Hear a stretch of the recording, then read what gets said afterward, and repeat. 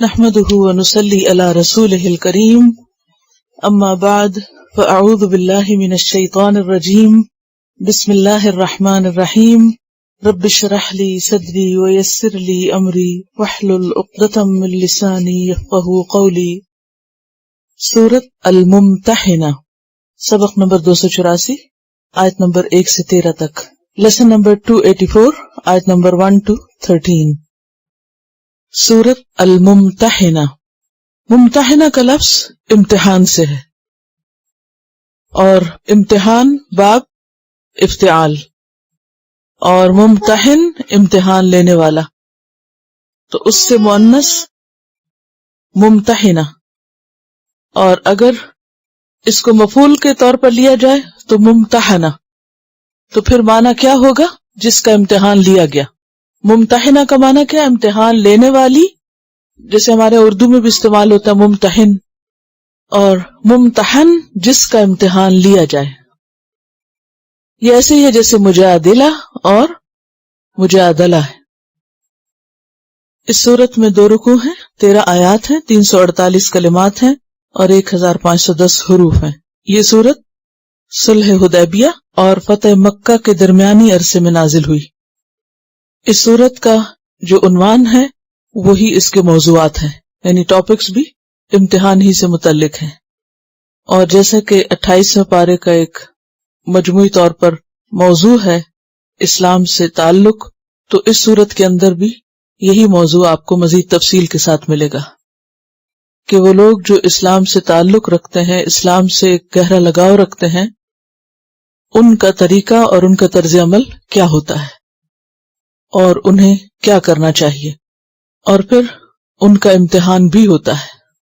اس میں ایک مشہور صحابی حضرت حاتب بن ابی بلتہ کا امتحان ہوا، مومن عورتوں کے امتحان کے بارے میں ہمیں ملتا ہے، پھر جو اسلام کا نظریہ ولا و برا ہے اس میں توازن کا امتحان ہے، پھر اسی طرح ان عورتوں کا امتحان جو ہجرت کر کے مدینہ آئیں تو بیعت سے پہلے ان کو آزمانے کا حکم کہ وہ جو اسلام سے تعلق کا اظہار کر رہی ہیں وہ تعلق کس قسم کا ہے۔ یا ایھا الذین آمنوا، اے لوگو جو ایمان لائے ہو، براہ راست خطاب ہے۔ لا تتخذوا، نہ تم بناؤ، نہ پکڑو، عدوی، میرے دشمنوں کو۔ عدو کا لفظ اگرچہ یہاں واحد نظر آ رہا ہے، لیکن یہ لفظ واحد اور جمع دونوں کے لیے استعمال ہوتا ہے، اور اس میں مذکر اور مؤنث کا بھی امتیاز نہیں ہوتا، یعنی دونوں کے لیے آ سکتا ہے۔ نہ تم بناؤ میرے دشمنوں کو، اس لیے ترجمہ یہاں جمع کیا جا رہا ہے۔ وعدوکم، اور اپنے دشمنوں کو، کیونکہ ایک نہیں تھے، کئی ایک تھے۔ اولیاء، دوست، ولی کی جمع، مددگار، اسی سے لفظ ولا نکلا ہے، دوستی کا رشتہ، تعلق داری۔ اے ایمان والو، میرے اور اپنے دشمنوں کو دوست مت بناؤ۔ تلقون، تم ڈالتے ہو، تم پیش کرتے ہو، الیہم، ان کی طرف، بالمودتی، محبت کو، تم انہیں محبت پیش کرتے ہو، تم ان کی طرف محبت کا ہاتھ بڑھاتے ہو۔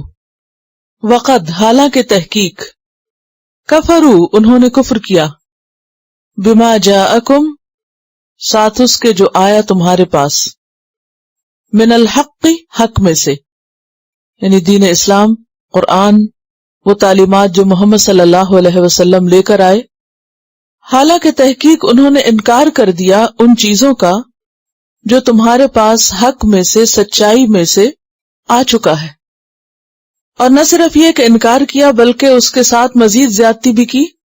اشارہ ہے اہل مکہ کی طرف۔ یخرجون الرسول، وہ نکالتے ہیں رسول کو، کہاں سے؟ مکہ سے۔ وَإِيَّاكُمْ، اور تم کو بھی۔ کیوں؟ أَن تُؤْمِنُوا بِاللَّهِ رَبِّكُمْ، کہ تم ایمان لائے ہو اللہ پر جو رب ہے تمہارا، یعنی اس کے علاوہ اور کوئی وجہ نہیں کہ تمہیں تمہارے ایمان کی وجہ سے تمہارے گھروں سے نکالا گیا، تمہارے وطن سے تم کو نکالا گیا، تمہارے مال اسباب تم سے چھین لیے گئے، تو ایسے لوگوں سے تم محبت اور دوستی کیسے بڑھا سکتے ہو جو تمہارے دشمن ہیں؟ ان کن تم، اگر ہو تم خرج تم نکلے تم، جہادن جہاد کرتے ہوئے، فی سبیلی میرے راستے میں، وابتغاء مرضاتی اور تلاش کرنے کو میری رضامندی، یعنی اگر تم میرے راستے میں جہاد کے لیے نکلے ہو اور میری رضا چاہتے ہو تو تمہیں ایسا نہیں کرنا چاہیے۔ تسرون الیہم بالمودہ، تسرون تم چپکے چپکے کرتے ہو، تسرون کا لفظ سر سے، اور سر کہتے ہیں راز کو، تم رازداری سے کرتے ہو، چھپا کے کرتے ہو، چوری چھپے کرتے ہو، الیہم ان کی طرف، بالمودتی محبت، یعنی تم چھپ چھپا کے چوری چھپے ان کی طرف محبت کے پیغام بھیجتے ہو، اپنی خیرخواہی جتاتے ہو۔ وَأَنَا أَعْلَمُ اور میں خوب جانتا ہوں، بِمَا أَخْفَيْتُمْ جو تم چھپاتے ہو، وَمَا أَعْلَنْتُمْ اور جو تم ظاہر کرتے ہو، وَمَن يَفْعَلْهُ اور جو بھی ایسا کرے گا، کیسا؟ محبت کا اظہار چوری چھپے اللہ اور اللہ کے ماننے والوں کے دشمنوں سے، منکم تم میں سے، فقط پس تحقیق، ضل وہ بھٹک گیا، گمراہ ہو گیا، سواء السبیل سیدھے راستے سے، درست راستے سے، یعنی ایمان لا کر جو شخص بھی ایسا کرے وہ پھر سیدھے راستے سے دور نکل گیا۔ اس آیت کو بہتر طور پر سمجھنے کے لیے اس کا پس منظر جاننا ضروری ہے، اور وہ پس منظر کیا ہے؟ پیچھے آپ صلح حدیبیہ کے بارے میں پڑھ چکے ہیں کہ مسلمانوں اور کفار مکہ کے درمیان کچھ شرائط پر صلح کا ایک معاہدہ ہوا تھا، اور وہ شرائط کیا تھی؟ وہ بہت سی شرائط تھی، ان میں سے ایک شرط یہ تھی کہ اگر کوئی شخص مسلمان ہو کر مکہ سے مدینہ آ جائے گا تو اس کو واپس نہیں لوٹایا جائے گا، اور اسی طرح آئندہ کچھ سال تک جنگ بند رہے گی۔ لیکن چونکہ کفار مکہ نے اس معاہدے کی خلاف ورزی کی تھی تو آپ صلی اللہ علیہ وسلم نے ان کو اس معاہدے کی خلاف ورزی کا مزہ چکھانے کے لیے ایک خفیہ طور پر خاموشی کے ساتھ لشکر کشی کا ارادہ کیا کہ مکہ کی طرف آپ ایک زبردست فوج لے کر جائیں گے اور خاموشی کے ساتھ مکہ کو فتح کر لیں گے، اور اس بات کی خبر کسی کو نہیں ہونے دیں گے، کیونکہ آپ یہ نہیں چاہتے تھے کہ وہاں پر جنگ ہو اور حرم میں لوگوں کا خون بہایا جائے۔ اب یہ ایک ایسا معاملہ تھا کہ جس کی اطلاع آپ نے کسی کو نہیں دی تھی، بہت ہی ایک خفیہ پلاننگ تھی، اور اس کے پیچھے بہت سی مصلحتیں تھیں۔ اب ہوا یہ کہ مسلمانوں میں سے کچھ لوگوں کو معلوم ہو گیا کہ آپ کا ارادہ ہے مکہ پہ چڑھائی کرنے کا، تو اتفاق یہ ہوا کہ انہی دنوں مکہ سے ایک عورت جس کا نام سارہ تھا، جو بنو عبد المطلب کی لونڈی تھی، بہت خستہ حال تھی، تو کچھ لوگ چونکہ یہاں ہجرت کر کے مدینہ آ چکے تھے تو وہ وہاں سے مکہ سے مدینہ ان لوگوں سے کچھ مالی فائدے حاصل کرنے کے لیے آئی۔ آپ صلی اللہ علیہ وسلم کا جو خاندان تھا، آپ نے اس کو ایسا کرنے کا حکم دیا کہ وہ اس عورت کے ساتھ بھلا سلوک کریں۔ بہرحال اسے سواری بھی دی گئی، اسے کپڑے بھی دیے گئے، اسے کھانے کو بھی دیا گیا، اس کو مال بھی دیا گیا، اور سب کچھ دے کر بہت اچھے طریقے سے رخصت کیا گیا۔ اب جب وہ خاتون جا رہی تھی تو اتنے میں ایک صحابی تھے جو بدر میں حصہ لے چکے تھے، جن کا نام حاطب بن ابی بلتہ تھا، جو مکہ سے ہجرت کر کے آئے تھے اور جن کے بچے اور رشتہ دار مکہ میں ہی تھے اور وہ کفار کی نگرانی میں تھے۔ تو انہوں نے اپنے بچوں کی خاطر ایک خفیہ پیغام لکھ کر دیا اس عورت کے ہاتھ کہ تم جا کر قریش مکہ کو یہ بتا دو کہ جلد ہی تم پر حملہ ہونے والا ہے، اور اس لیے بتایا، یعنی یہ پیغام اس لیے انہوں نے بھیجا تاکہ اہل مکہ ان کی اس ہمدردی کی وجہ سے ان کے بچوں کا خیال رکھے۔ اب یہ ایک قومی خیانت تھی، یہ کوئی معمولی بات نہیں تھی، یعنی کوئی ایک ہوتا نا کہ ذاتی طور پر کسی کا راز فاش کرنا، اور ایک ہے ایسا راز کھولنا، ایسی بات لیک آؤٹ کر دینا کہ جس کا تعلق ہزاروں لوگوں سے ہو اور پورے قوم کے مفاد سے ہو، تو یہ قومی بغاوت قرار پاتی۔ لہذا جو ہی وہ عورت وہ خط لے کے چلی اور اس نے اس کو اپنے بالوں کے اندر چھپا لیا، تو حضرت جبریل علیہ السلام آئے اور انہوں نے آ کر آپ صلی اللہ علیہ وسلم کو اطلاع دی کہ اس طرح وہ عورت یہ خط لے کر جا رہی ہے اور بہت ہی خطرناک اس کے نتائج ہو سکتے ہیں، کیونکہ اگر کفار مکہ تک یہ خبر پہنچ جاتی تو نتیجہ کیا ہوتا کہ وہ بھی الرٹ ہو جاتے، تیاری کرتے، اور اس طرح دو فوجیں حرم میں آپس میں بھیڑ جاتی، جس کے نتیجے میں حرم کی حرمت بھی پامال ہوتی اور بہت سے لوگوں کی جان بھی جاتی جنہیں آئندہ اسلام ابھی قبول کرنا تھا۔ تو بہرحال آپ صلی اللہ علیہ وسلم نے حضرت علی اور ان کے ساتھ حضرت زبیر کو بھیجا، حضرت علی، حضرت مقداد اور حضرت زبیر، ان کو بھیجا اور فرمایا کہ جاؤ، وہ عورت اس وقت روضہ خاخ کے مقام پر ہے اور جا کر اس کو پکڑ لو اور اس سے وہ خط لے لو، اور اگر نہ دے تو سختی سے اس سے لے لینا۔ حضرت علی فوری طور پر اس کے پیچھے گئے اور اس نے انکار کر دیا کہ میرے پاس ایسی کوئی چیز نہیں ہے۔ بہرحال حضرت علی نے بہت سختی کے ساتھ اس سے معاملہ کیا کہ اگر تم نہیں دو گی تو ہم تم کو مار ڈالیں گے۔ تو پھر اس نے اپنے بالوں میں سے وہ خط نکال کر دے دیا۔ اب جو ہی وہ خط واپس پہنچا تو صحابہ کرام کے درمیان ایک بے چینی کی لہر دوڑ گئی۔ بہرحال حضرت عمر رضی اللہ تعالیٰ عنہ کو جو پتہ چلا تو آپ نے کہا کہ اے اللہ کے رسول صلی اللہ علیہ وسلم، آپ مجھے اجازت دیں تو میں اس منافق کی گردن اڑا دوں۔ آپ صلی اللہ علیہ وسلم نے کہا کہ نہیں، پہلے ان سے ان کا نقطہ نظر پوچھا جائے گا کہ انہوں نے ایسا کیوں کیا۔ اب دیکھیے کہ یہ کس قدر سمجھداری کی بات ہے نا، کہ عین اس موقع پر جو انتہائی جذباتی اور ایک انتہائی سنگین قسم کی غلطی تھی، لیکن ایسے موقع پر بھی آپ نے اتنی دانش مندی کا ثبوت دیا کہ نہیں، جب تک دوسرے فریق کی بات نہ سنی جائے فیصلہ نہ کیا جائے۔ تو آپ صلی اللہ علیہ وسلم نے، یہ بخاری کی روایت ہے کہ آپ نے حضرت حاتب کو بلایا اور ان سے پوچھا تو انہوں نے کہا کہ میں نے یہ کام کفر کی وجہ سے یا مرتد ہونے کی وجہ سے نہیں کیا، بلکہ اس کی وجہ صرف یہ ہے کہ دیگر مہاجرین کے رشتہ دار مکہ میں ہیں جو ان کے بال بچوں کی حفاظت کرتے ہیں، میرا وہاں کوئی رشتہ دار نہیں، تو میں نے سوچا کہ میں اہل مکہ کو کچھ اطلاع دے دوں تاکہ وہ میرے احسان مند رہیں اور میرے بچوں کی حفاظت کریں۔ تو آپ صلی اللہ علیہ وسلم نے ان کی سچائی کی وجہ سے انہیں کچھ نہیں کہا، اور پھر آپ نے یہ بھی فرمایا کہ تمہیں کیا معلوم کہ بدر والوں کے بارے میں اللہ تعالیٰ یہ فرما چکا ہے کہ میں نے ان کے سب گناہ معاف کر دیے۔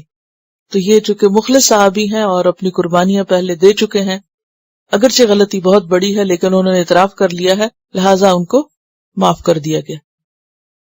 اس کے بعد یہ آیات نازل ہوئی اور شدید قسم کی تنبیہ کی گئی کہ یا ایھا الذین آمنوا لا تتخذوا عدوی وعدوکم اولیاء، اے ایمان والو، میرے اور اپنے دشمنوں کو اپنا دوست مت بناؤ۔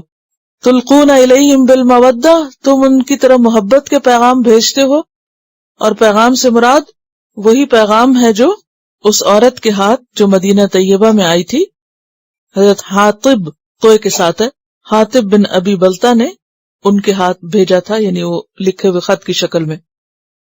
وَقَدْ كَفَرُوا بِمَا جَاءَكُم مِّنَ الْحَقِّ، حالانکہ یہ وہ لوگ ہیں جنہوں نے حق کا انکار کر دیا ہے، اور اس کے ساتھ مزید زیادتی یہ کی ہے کہ یخرجون الرسول وإیاکم، رسول کو اور تم کو اس بنا پہ نکالا ان تؤمنوا باللہ ربکم، کہ تمہارا قصور بس اتنا تھا کہ تم اللہ کو اپنا رب ماننے لگے۔ تو بات یہ ہے کہ ایسا کرنا تمہارے لیے درست نہیں۔ ان کنتم خرجتم جہادا فی سبیلی وابتغاء مرضاتی، اگر واقعی تم میرے رستے میں جہاد کرتے ہوئے نکلے اور میری رضا چاہتے ہو، یعنی اللہ کی خاطر ہجرت کر کے آئے ہو اور اللہ ہی کی خاطر ساری قربانیاں کر رہے ہو، تو محض بچوں کی محبت میں ایسا نہ کرو۔ تسرون الیہم بالمودہ، تم خاموشی کے ساتھ چپ کے چھپا کر ان کی طرف خیرخواہی کے پیغام بھیجتے ہو۔ وَأَنَا أَعْلَمُ بِمَا أَخْفَيْتُمْ وَمَا أَعْلَنْتُمْ، اور تم کیوں بھول گئے کہ میں تو سب جانتا ہوں، جو بھی تم چھپا کے کرتے ہو، جو بھی تم ظاہر کرتے ہو۔ وَمَن يَفْعَلْهُ مِنْكُمْ فَقَدْ ضَلَّ سَوَاءَ السَّبِيلِ، اور جو بھی ایسا کرے گا وہ سیدھے رستے سے بھٹک جائے گا۔ اس سے پہلے ہم سورۃ المائدہ میں بھی یہ مضمون تفصیل کے ساتھ پڑھ چکے ہیں۔ یا ایھا الذین آمنوا لا تتخذوا الذین اتخذوا دینکم ہزوا ولعبا، اے لوگو، ان کو اپنا دوست نہ بناؤ جنہوں نے تمہارے دین کو کھیل تماشا بنا لیا، یعنی وہ اس کا مذاق اڑاتے ہیں۔ من الذین اوتوا الکتاب، اہل کتاب میں سے، من قبلکم، تم سے پہلے، والکفار اولیاء، اور کفار کو بھی اپنا دوست نہ بناؤ۔ واتقوا اللہ ان کنتم مومنین، اور ڈرو اللہ سے اگر تم مومن ہو. اور اس کی مثال بھی دی کہ کس طرح تمہارے دین کا مذاق اڑاتے ہیں اور کیسے لوگ ہیں. وَإِذَا نَادَيْتُمْ إِلَى الصَّلَاةِ اتَّخَذُوهَا هُزُوًا وَلَعِبًا. اس کی دلیل یہ ہے کہ جب تم نماز کے لیے بلاتے ہو تو وہ اس کی بھی نقلیں اتارتے ہیں، اس کو بھی کھیل تماشا بناتے ہیں. ذَلِكَ بِأَنَّهُمْ قَوْمٌ لَا يَعْقِلُونَ، کیونکہ یہ وہ لوگ ہیں کہ جو عقل نہیں رکھتے. کیونکہ کوئی عقل مند انسان کسی معقول بات کا مذاق نہیں اڑاتا. بے وجہ مذاق اڑانا کسی کا یا کسی کے طور طریقے پر ہنسنا، یہ ناسمجھی کی بات ہوتی ہے. پھر فرمایا ان یثقفوکم، اگر وہ تم پہ قابو پا لے. یثقفو ثقف، ثقف کا معنی ہوتا ہے کسی چیز کو پانا اور اس پر کامیاب ہونا، یعنی کسی چیز کا ادراک کر لینا. اور اس میں مہارت بھی پائی جاتی ہے، یعنی مہارت کے ساتھ اور بہت سمجھداری کے ساتھ کسی چیز کو اپنے کنٹرول میں کر لینا. اور یہاں مراد کیا ہے تم پہ قابو پانے کا؟ یعنی اگر تم پہ فتح حاصل کر لیں، تم پہ غالب آ جائیں. یکونوا لکم اعداء، تو وہ تمہارے دشمن ہی ہوں گے. یعنی جن کی طرف تم محبت کا پیغام بھیج رہے ہو، اہل مکہ کی طرف، کہ وہ تمہارے احسان مند ہو کر تمہارے بچوں کا خیال رکھیں گے، وہ ایسے لوگ نہیں ہیں، ان سے ایسی توقع نہ رکھو. وہ تو وہ لوگ ہیں کہ اگر وہ تم پر فتح یاب ہو جائیں تو تمہاری پیشکش کے باوجود، تمہاری خیر خواہی کے باوجود، پیغام محبت کے باوجود وہ تمہارے دشمن ہی رہیں گے. ان یثقفوکم یکونوا لکم اعداء ویبسطوا الیکم ایدیہم، اور وہ پھیلائیں گے تمہاری طرف اپنے ہاتھوں کو. ہاتھ پھیلانے کا مطلب کیا؟ پکڑ دھکڑ، مار قتل. یعنی وہ تم کو اگر کہیں پالیں، پکڑ لیں تو تم کو مار ڈالیں گے. وَأَلْسِنَتَهُمْ، اور اپنی زبانیں تمہاری طرف لمبی کرتے ہیں. زبان درازی کا کیا مطلب ہوتا ہے؟ گالی گلوچ، بری باتیں اور برا بھلا کہیں گے، بد کلامی کریں گے، تمہاری نقلیں اتاریں گے، مذاق اڑائیں گے تمہارا. بالسوء، ساتھ برائی کے، یعنی برا بھلا کہیں گے تم کو. وَوَدُّوا، اور وہ تو چاہتے ہیں کیا؟ لو تکفرون، کاش کہ تم کفر اختیار کرو. یعنی وہ کفار مکہ جن کی طرف تم یہ پیغام بھیج رہے ہو، وہ اس پیغام کی وجہ سے تمہارے دوست نہیں بنیں گے. وہ موقع پاتے ہی تم کو ختم کر ڈالیں گے، اور جہاں موقع پائیں گے تمہاری برائیاں ہی کریں گے. وہ تمہارے بارے میں کبھی کوئی خیر خواہی اور خیر سگالی کا پیغام نہیں بھیجیں گے، اور ان کے دلوں میں بہت بغض ہے. وہ تو بس ایک ہی بات چاہتے ہیں، اور وہ کیا؟ کہ تم واپس ان کے دین پر پلٹ جاؤ. وَدُّوا لَوْ تَكْفُرُونَ. اور اس کے بارے میں ہم سورۃ آل عمران میں بھی پڑھ چکے ہیں، جہاں اللہ سبحانہ وتعالیٰ فرماتے ہیں یا ایھا الذین آمنوا لا تتخذوا بطانۃ من دونکم لا یألونکم خبالا. کیوں اللہ تعالیٰ منع کرتا ہے ایسے لوگوں سے دوستی کرنے کو؟ کیونکہ وہ تمہارے اندر فساد ہی پیدا کریں گے، کیونکہ وہ تم سے شدید نفرت رکھتے ہیں، شدید بغض رکھتے ہیں. جنہوں نے رسول کو اور رسول کے ماننے والوں کو ان کے گھروں سے نکال دیا، ظلم و ستم ڈھائے ان پر، وہ بھلا تمہارے اس پیغام سے تمہارے وفادار کہاں ہو جائیں گے؟ وَدُّوا مَا عَنِتُّمْ، وہ چاہتے ہیں کہ تم مشکل میں پڑو. قَدْ بَدَتِ الْبَغْضَاءُ مِنْ أَفْوَاهِهِمْ، بغض ان کے منہوں سے ظاہر ہو رہا ہے، یعنی دل کی نفرت ان کی زبانوں پر بھی ہے. وَمَا تُخْفِي صُدُورُهُمْ أَكْبَرُ، اور جو ان کے سینے چھپائے ہوئے ہیں وہ تو اس سے بھی بڑا ہے. آل عمران 118 ہے. اور یہ آیت جو ہے یہ بیسیکلی اہل کتاب کے کانٹیکسٹ میں ہے، لیکن چونکہ بیک گراؤنڈ کامن ہے کہ ہر وہ شخص جو تم سے، تمہارے دین سے، تمہارے خدا سے، تمہارے رسول سے نفرت کرتا ہے، اگر تم اس سے محبت کرو گے تو نقصان اٹھاؤ گے. یہ بالکل ایسے ہی ہے کہ جیسے والدین اپنے بچوں کو دوستی دشمنی کا ایک معیار سمجھاتے. دیکھو فلاں سے دوستی کرنا، فلاں سے نہیں کرنا. آپ کیوں کرتے ہیں ایسا اور کب کرتے ہیں؟ اور کیا والدین کا فرض بنتا ہے کہ وہ بچوں کو سمجھائیں یا نہ سمجھائیں؟ کیوں سمجھاتے ہیں ان کو؟ تاکہ نقصان نہ اٹھائیں. تو یہاں بھی بنیادی مسئلہ کیا ہے، یہ بنیادی چیز کیا ہے کہ ایسے لوگوں سے جو تمہاری آخرت کے دشمن ہیں، تمہارے دین کے دشمن ہیں، اگر تم دوستی کرو گے تو وہ تمہیں اپنا بنا کے چھوڑیں گے. ودوا لو تکفرون. ایسی صورت میں تمہاری دنیا بھی جائے گی اور آخرت بھی جائے گی. تو تم اپنے دین کو بچانے کی خاطر، اپنے ایمان اور اپنی آخرت کی بھلائی کی خاطر ایسے ماحول اور ایسے لوگوں سے بچو. اور یہ پیچھے بھی ہم نے پڑھا نا کہ انسان کے اوپر ماحول کا بہت اثر ہوتا ہے اور انسان اپنے ماحول ہی کی پیداوار ہوتا ہے. اگر آپ دن رات ایسے لوگوں میں اٹھتے بیٹھتے ہیں جو ہر وقت آپ کے دین پر کوئی نہ کوئی اعتراض کر رہے ہیں، تو کیا اس کا آپ پر کوئی اثر نہیں ہوگا؟ دو میں سے ایک ری ایکشن ہوگا آپ کا. یا تو آپ ان سے الگ ہو جائیں گے، تو یا پھر آپ اپنے دین پہ شک کرنے لگیں گے، آپ اپنے دین کے بارے میں بھی مشکوک ہو جائیں گے. بیچ کا کوئی راستہ نہیں ہوتا، یا آر ہوتا ہے یا پار ہوتا ہے. یہ بالکل ایسے ہی ہے. اس کو آپ ایک اور مثال سے سمجھ سکتے ہیں. یہاں تو خیر دین کی بات ہو رہی ہے، لیکن دین کے علاوہ جیسے اگر آپ کسی ایسے شخص سے دوستی کرتے ہیں جو آپ سے تو بڑی محبت کا دعویٰ کرتا ہے مگر آپ کے والدین کا دشمن ہے. بعض اوقات ایسا بھی ہوتا ہے. 2-3 دن پہلے ایک فون آیا مجھے بہت ارلی مارننگ ملیشیا سے. تو وہاں کوئی بچی ہے، بہت اس کی کچھ پریشانی ہے، تو کبھی کبھی وہ کال کرتی. اس کے فیملی پرابلمز بھی ہیں اور بھی ہیں. تو لیٹلی ایک اس کی جو دوست تھی وہ اس کو بہت سپورٹ دیتی تھی. اب دوست نے جب دیکھا کہ گھر والے اس بچی پہ بہت زیادتی کرتے ہیں تو وہ اس کے پیرنٹس کے خلاف ہو گئی اور اس کو بار بار یہی کہتی کہ تمہاری ماں ایسی اور تمہارا بھائی ایسا اور تمہارا فلاں ایسا ہے. اب یہ بچی جس کے لیے دی اونلی سپورٹ وہ اس کی فرینڈ تھی یا اس کے غموں کو بانٹنے والی، اب اس کے لیے مشکل کیا ہوگی کہ اگر میں اس کو چھوڑتی ہوں تو اور میرے ساتھ کوئی سہارا ہی کوئی نہیں ہے، اور اگر میں اپنے پیرنٹس کے خلاف باتیں سنتی ہوں تو یہ مجھ سے برداشت نہیں ہوتا. اب میں کیا کروں؟ کیا میں اپنی دوست کو چھوڑ دوں اور میرا یہ چھوڑنا صحیح ہوگا؟ تو بات یہ ہے کہ اپنے ماں باپ سے محبت انسان کی فطرت میں ہے. خون کے رشتے بہت عزیز ہوتے ہیں. کوئی ایسا دوست جو آپ کے والدین کو، آپ کے رشتہ داروں کو برا بھلا کہے تو آپ کی غیرت گوارا نہیں کرتی، چاہے وہ آپ کے لیے کیسا ہی مددگار کیوں نہ ہو. تو بات یہ ہے کہ اگر کوئی انسان اپنے والدین کا برا بھلا کہنا برداشت نہیں کرتا تو ہمارے لیے اللہ کی ذات، محمد صلی اللہ علیہ وسلم کی ذات، صحابہ کرام اپنے والدین سے زیادہ پیارے ہیں یا نہیں؟ اور کیا یہ ایمان کا تقاضا ہے یا نہیں ان کو سب سے زیادہ عزیز سمجھنا؟ تم میں سے کوئی شخص مومن ہی نہیں ہو سکتا جب تک کہ وہ حتی اکون احب الیہ من والدہ وولدہ والناس اجمعین، جب تک میں اس کو، اس کے والدین، اولاد اور تمام انسانوں سے زیادہ محبوب نہ ہو جاؤں. یہ ایمان کا معیار ہے.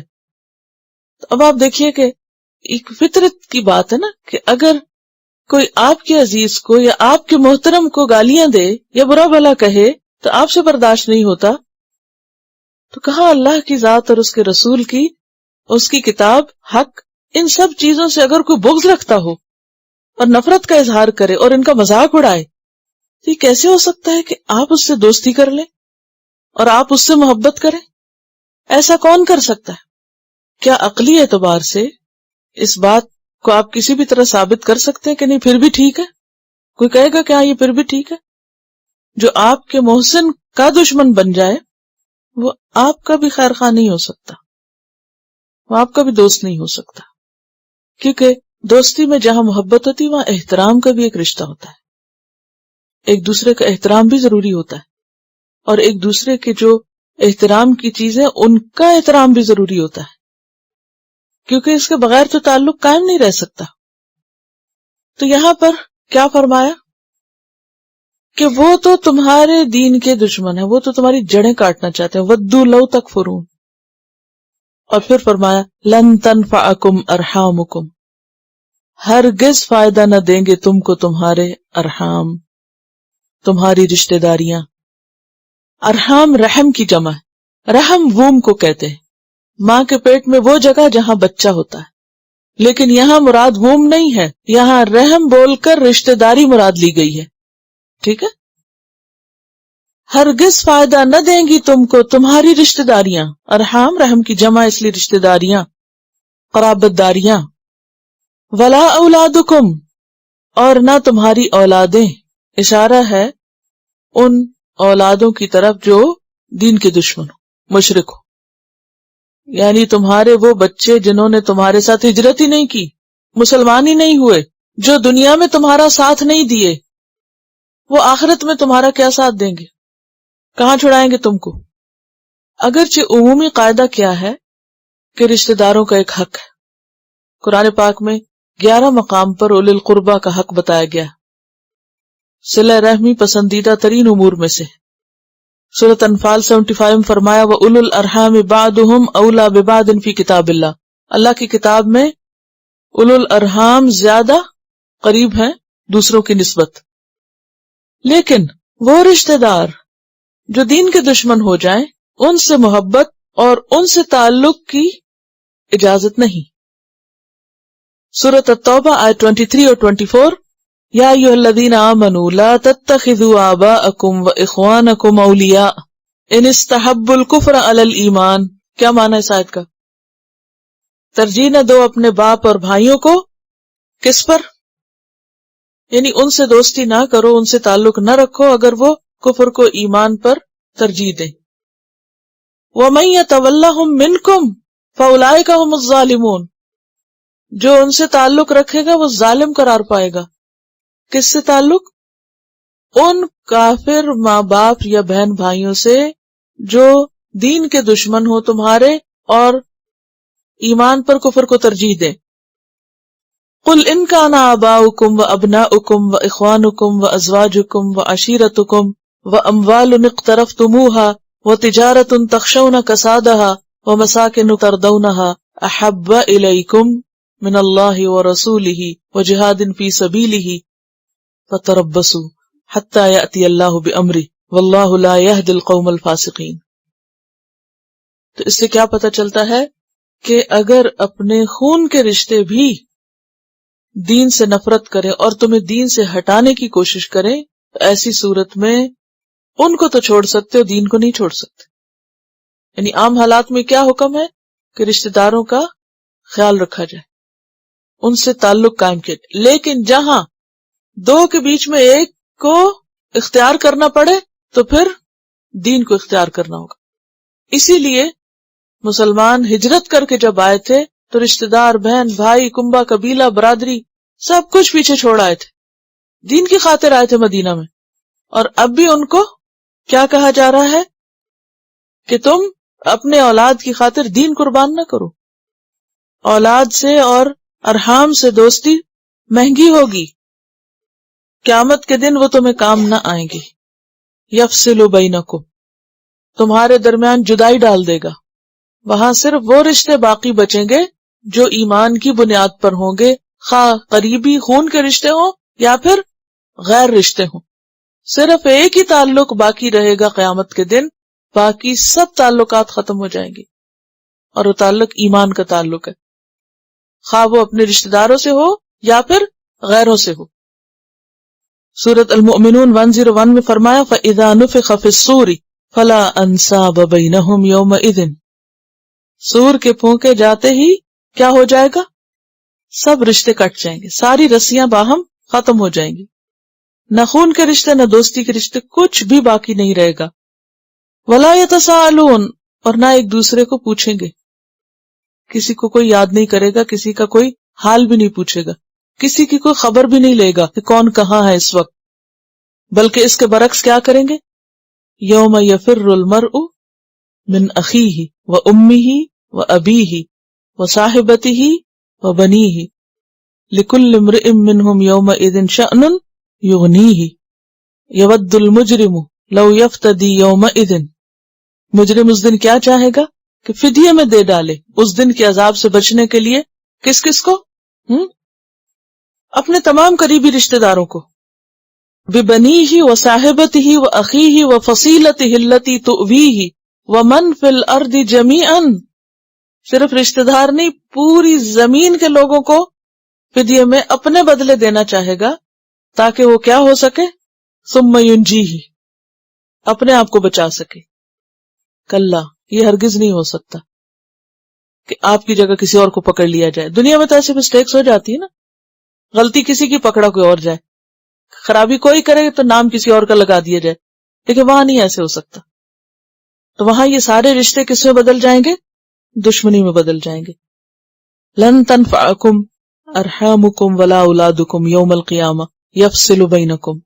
اس کے برعکس وہ تعلق جو خون کے ہوں یا غیر، اگر ایمان کی بنیاد پر ہوں تو وہ کام آئیں گے، وہ ساتھ ہوں گے، وہ اجر میں اضافے کا سبب بنیں گے. سورۃ الطور میں آتا ہے والذین آمنوا واتبعتہم ذریتہم بایمان الحقنا بہم ذریتہم وما التناہم من عملہم من شیء. سورۃ غافر آیت 8 میں آتا ہے کہ حملۃ العرش فرشتے کیا کرتے ہیں؟ دعائیں مانگتے ہیں. کس چیز کی؟ ربنا وادخلہم جنات عدن التی وعدتہم ومن صلح من آبائہم وازواجہم وذریاتہم. کتنی خوبصورت دعا مانگتے ہیں کہ اللہ قیامت کے دن ان کے والدین اور اولادوں کو ان کے ساتھ اکٹھا کر دینا، سارے اکٹھے مل کر خوش ہوں. کیونکہ خون کے رشتے، قریبی رشتے انسان کے لیے ایک محبت کے رشتے ہوتے ہیں اور ایک فطری ضرورت ہوتے ہیں. اللہ نے انسان کے دل میں ڈالی ان کی محبت، چاہے وہ اچھا سلوک کریں یا برا کریں، بہرحال انسان انہی کی طرف پلٹتا ہے. وہ عام طور پہ کہتے ہیں نا خون جوش مارتا ہے، خون تو خون ہے، وہ تو اسی طرف کھنچ جائے گا. اور آپ نے دیکھا ہوگا کہ بعض اوقات ماں باپ میں اگر جدائی ہو جائے کسی وجہ سے، طلاق یا کسی بچہ کو ایک لے جائے، آپ نے دیکھا ہوگا کہ تقریباً 99.9 کیسز میں مائیں یا باپ جتنا بھی دور کر لیں بچوں کو، بہرحال خیال ضرور آتا ہے ان کا، ضرور پلٹتے یا ضرور کچھ نہ کچھ ان کے بارے میں سوچتے، کیونکہ یہ فطری طور پہ اللہ نے محبت ڈالی. لہذا حملۃ العرش فرشتے انسان کی اس فطری خواہش کا احترام کرتے ہوئے ایسی خوبصورت دعا مانگتے ہیں کہ وہاں جا کر واقعی یہ رشتے آپس میں مل بیٹھے. لیکن وہ رشتے جو ایمان کے بغیر ہوں گے تو ان میں کسی بھی خون کا یا نسب کا یا حسب کا کوئی بھی لحاظ نہ رکھا جائے گا. اس کے برعکس دوسرے لوگ زیادہ قریب اور عزیز ہو جائیں گے جن کے ساتھ تعلق اور دوستی ایمان کی بنیاد پر ہوگا. اس کی مزید وضاحت آگے بھی آئے گی کہ مختلف لوگوں کے ساتھ تعلقات کی بنیادیں کیا ہیں اور کس کس درجے اور کس کس لیول کا تعلق ہونا چاہیے، یعنی کہاں پر تعلق رکھا جا سکتا ہے اور کہاں پر تعلق نہیں رکھا جا سکتا.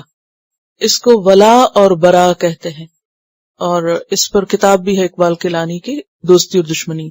یعنی کہ درجے ہیں لوگوں کے، یعنی یہاں بات غیر مسلم کی نہیں ہو رہی، یہاں بات دین کے دشمن کی ہو رہی ہے. ٹھیک ہے نا؟ پھر اس میں فرق ہوگا. ٹھیک ہے، وہ انشاءاللہ آگے پتہ چلے گا، واضح ہو جائے گی مزید بات، تاکہ کوئی کسی قسم کا کنفیوژن نہ رہے. لن تنفعکم ارحامکم ولا اولادکم یوم القیامہ یفصل بینکم واللہ بما تعملون بصیر.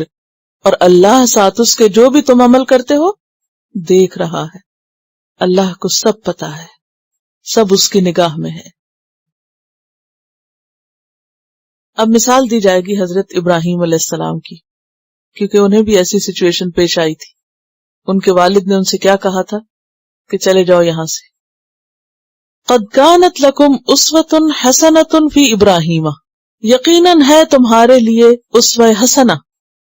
اسوہ کہتے ہیں نمونے کو، نمونے کے لیے ایک اور لفظ بھی آتا ہے قدوہ، لیکن اسوہ وہ نمونہ ہوتا ہے کہ جس سے انسان کو تسلی بھی ہوتی ہے، اساس ہے، یعنی جس سے انسان کو ایک انٹیمیسی بھی ہوتی ہے اور ایک اس کے لیے سکون بھی ہوتا ہے اس میں کہ آپ کسی کو فالو کر رہے ہیں یا کسی کی پیروی کر رہے ہیں تو آپ کے لیے ایک سہولت بھی ہو جاتی ہے نا.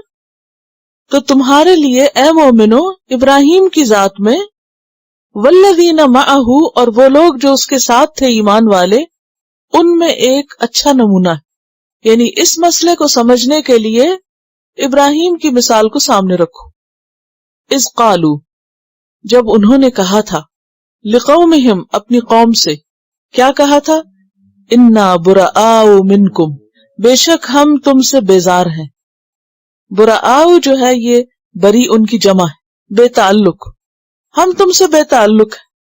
ومما تعبدون من دون اللہ، اور ان سے بھی جن کو تم اللہ کے سوا پوجتے ہو. تم سے اور تمہارے بتوں سے، سب سے ہم لا تعلق ہے، ہمارا کوئی تعلق نہیں. کفرنا بکم، ہم تمہارا انکار کرتے ہیں، ہم تم سے کفر کرتے ہیں، یہ ایسے ہی جیسے کہنا ہم تم سے کٹی کرتے ہیں۔ وَبَدَا بَيْنَنَا وَبَيْنَكُمُ الْعَدَاوَةُ وَالْبَغْضَاءُ، اور ظاہر ہو گئی ہمارے درمیان اور تمہارے درمیان عداوت۔ عداوت دشمنی کا پہلا درجہ ہوتا ہے، اس کیفیت کا نام ہے جس میں دلی تعلق ختم ہو جائے، یعنی والدین کے ساتھ ہر ایک کا ایک دلی تعلق ہوتا ہے نا، لیکن اگر دین کی وجہ سے وہ دلی تعلق ختم ہو جائے تو یہ کیا ہے؟ عداوت، یعنی آپ کا دل ان سے ڈیٹیچ ہو جائے۔ ایک ہوتا ہے نا اٹیچ اور ایک ہوتا ہے ڈیٹیچ، تو ڈیٹیچمنٹ جو ہے اس کا اظہار ہے۔ وَبَدَا بَيْنَنَا وَبَيْنَكُمُ الْعَدَاوَةُ وَالْبَغْضَاءُ، ہمارے اور تمہارے درمیان کی دشمنی اور بغض اب ظاہر ہو چکا ہے، اور دل کی باتیں زبانوں پہ آ چکی، رویے میں آ چکی، ابداً ہمیشہ کے لیے رستے الگ ہو گئے۔ حَتَّى تُؤْمِنُوا، یہاں تک کہ اب تم ایمان لاؤ، باللہ وحدہ، ایک اللہ پر، اللہ پر جو ایک ہی ہے، اکیلے اسی پر۔ اس بات کو سورۃ الزخرف میں بھی بیان کیا گیا ہے، آیت 26-27 میں آتا ہے وَإِذْ قَالَ إِبْرَاهِيمُ لِأَبِيهِ وَقَوْمِهِ إِنَّنِي بَرَاءٌ مِّمَّا تَعْبُدُونَ إِلَّا الَّذِي فَطَرَنِي فَإِنَّهُ سَيَهْدِينِ، اور زخرف 28 میں آتا وَجَعَلَهَا كَلِمَةً بَاقِيَةً فِي عَقِبِهِ، ابراہیم یہی پیغام اپنے پیچھے والوں میں بھی چھوڑ گئے، کون سا؟ کہ دوستی اور دشمنی اللہ ہی کی خاطر ہو۔ إِلَّا قَوْلَ إِبْرَاهِيمَ، مگر ابراہیم کی ایک بات اس اسوہ حسنہ سے مستثنی ہے کہ جو انہوں نے اپنے باپ سے کہی تھی، کیا کہا تھا؟ لَأَسْتَغْفِرَنَّ لَكَ، میں ضرور بخشش مانگوں گا تمہارے لیے۔ اور یہ کیوں کہا تھا؟ کیونکہ ان کو معلوم نہیں تھا کہ بخشش کر سکتے ہیں یا نہیں۔ بات یہ ہے کہ ابراہیم علیہ السلام بہت ہی نرم دل تھے۔ اب دیکھیں جو 5 اولو العزم پیغمبر ہیں نا، ان میں ابراہیم علیہ السلام اور عیسیٰ علیہ السلام جو وہ دل کے بہت ہی نرم ہیں، وہ ہر ایک کے لیے انتہائی خیر خواہ۔ اس کے مقابلے میں نوح علیہ السلام اور موسیٰ علیہ السلام جو ہے وہ شدید ہیں۔ ہر طرح کی پرسنالٹیز ہوتی ہیں نا، اللہ نے ہر انسان کو مختلف بنایا۔ تو ابراہیم علیہ السلام کو باپ کہہ رہا ہے کہ میں تجھے پتھر مار مار کے سنسار کر دوں گا، اور آگ میں جلانے والوں میں خود شامل تھا، اور انتہائی نفرت اور بیزاری کا اظہار اس نے کیا، لیکن بیٹا ایسا سعادت مند کہ پھر بھی کہتا ہے کہ میں آپ کے لیے استغفار کروں گا، میں آپ کے لیے، اور نکلتے ہوئے بھی کیا کہا کہ تم پر سلام ہوں، سأستغفر لک ربی۔ اس میں ہم سورۃ التوبہ اور سورۃ مریم کی آیات کو مزید وضاحت کے لیے دیکھتے ہیں۔ اللہ سبحانہ وتعالیٰ فرماتے ہیں وما كان استغفار ابراہیم لأبیہ الا عن موعدۃ وعدہا ایاہ، کہ ابراہیم کا استغفار اپنے والد کے لیے کیسا تھا؟ ایک وعدے کی بنیاد پر تھا۔ فلما تبین لہ انہ عدو للہ تبرأ منہ، جب ان کو پتا چل گیا کہ وہ اللہ کا دشمن ہے تو وہ ان سے بیزار ہو گیا۔ ان ابراہیم لأواہ حلیم۔ سورۃ مریم میں آتا ہے کہ ابراہیم کے والد نے کہا تھا علیہ السلام اراغب انت عن آلہتی یا ابراہیم، اے ابراہیم تم میرے الہوں سے بے رغبت ہو رہے ہو، لئن لم تنتہی، اگر تم باز نہ آئے، لأرجمنک، تو میں تجھ کو سنسار کر دوں گا، وہجرنی ملیہ، اور مجھے تھوڑی مہلت دو، قال سلام علی، سأستغفر لک ربی انہ کان بی حفیہ۔ اور پھر یہاں پر وہ کیا کہتے ہیں وما املک لک من اللہ من شیء، اور نہیں میں مالک تمہارے لیے اللہ کے ہاں کسی بھی چیز کا، یعنی میرے اختیار میں کچھ نہیں، ہاں میں کوشش ضرور کروں گا۔ لیکن سورۃ التوبہ سے ہمیں پتہ چلتا ہے کہ ابراہیم علیہ السلام کو بھی اور اس کے بعد نبی صلی اللہ علیہ وسلم کو بھی اور باقی اہل ایمان کو بھی اس بات سے روک دیا گیا کہ وہ استغفار کریں، کس کے لیے؟ مشرکین کے لیے، جب کو حالت شرک میں مر جائیں۔ سورۃ توبہ 113 میں آتا ہے ما کان للنبی والذین آمنوا ان یستغفروا للمشرکین ولو کانوا اولی قربى، خواہ قریبی رشتہ داری کیوں نہ ہو، اگر شرک کی حالت میں موت آئی ہے تو پھر استغفار نہیں کریں، کیونکہ چاہے استغفار کریں بھی تو شرک کا گناہ تو اللہ معاف ہی نہیں کرے گا۔ من بعد ما تبین لهم انہم اصحاب الجحیم، اس کے بعد کہ ان کو واضح ہو گیا کہ وہ جہنم والے ہی ہیں۔ تو جب ایک بات ثابت ہو گئی، واضح ہو گئی، کلیئر کٹ بتا دی گئی، تو پھر ایسی صورت میں وہ ایک بالکل الگ کیس ہے۔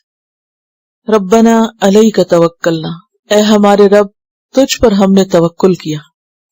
یعنی جب انسان اپنے خاندان، اپنی برادری، اپنے رشتہ داروں، اپنے بہن بھائیوں، اپنے دوستوں اور اپنے تعلق والوں سے الگ ہوتا ہے، کئی قسم کے ڈرا بیک ہوتے ہیں نا، اس میں کئی قسم کے نقصان ہوتے ہیں، کئی قسم کے تحفظات ہوتے ہیں اور خوف ہوتے ہیں کہ اب میرا بنے گا کیا.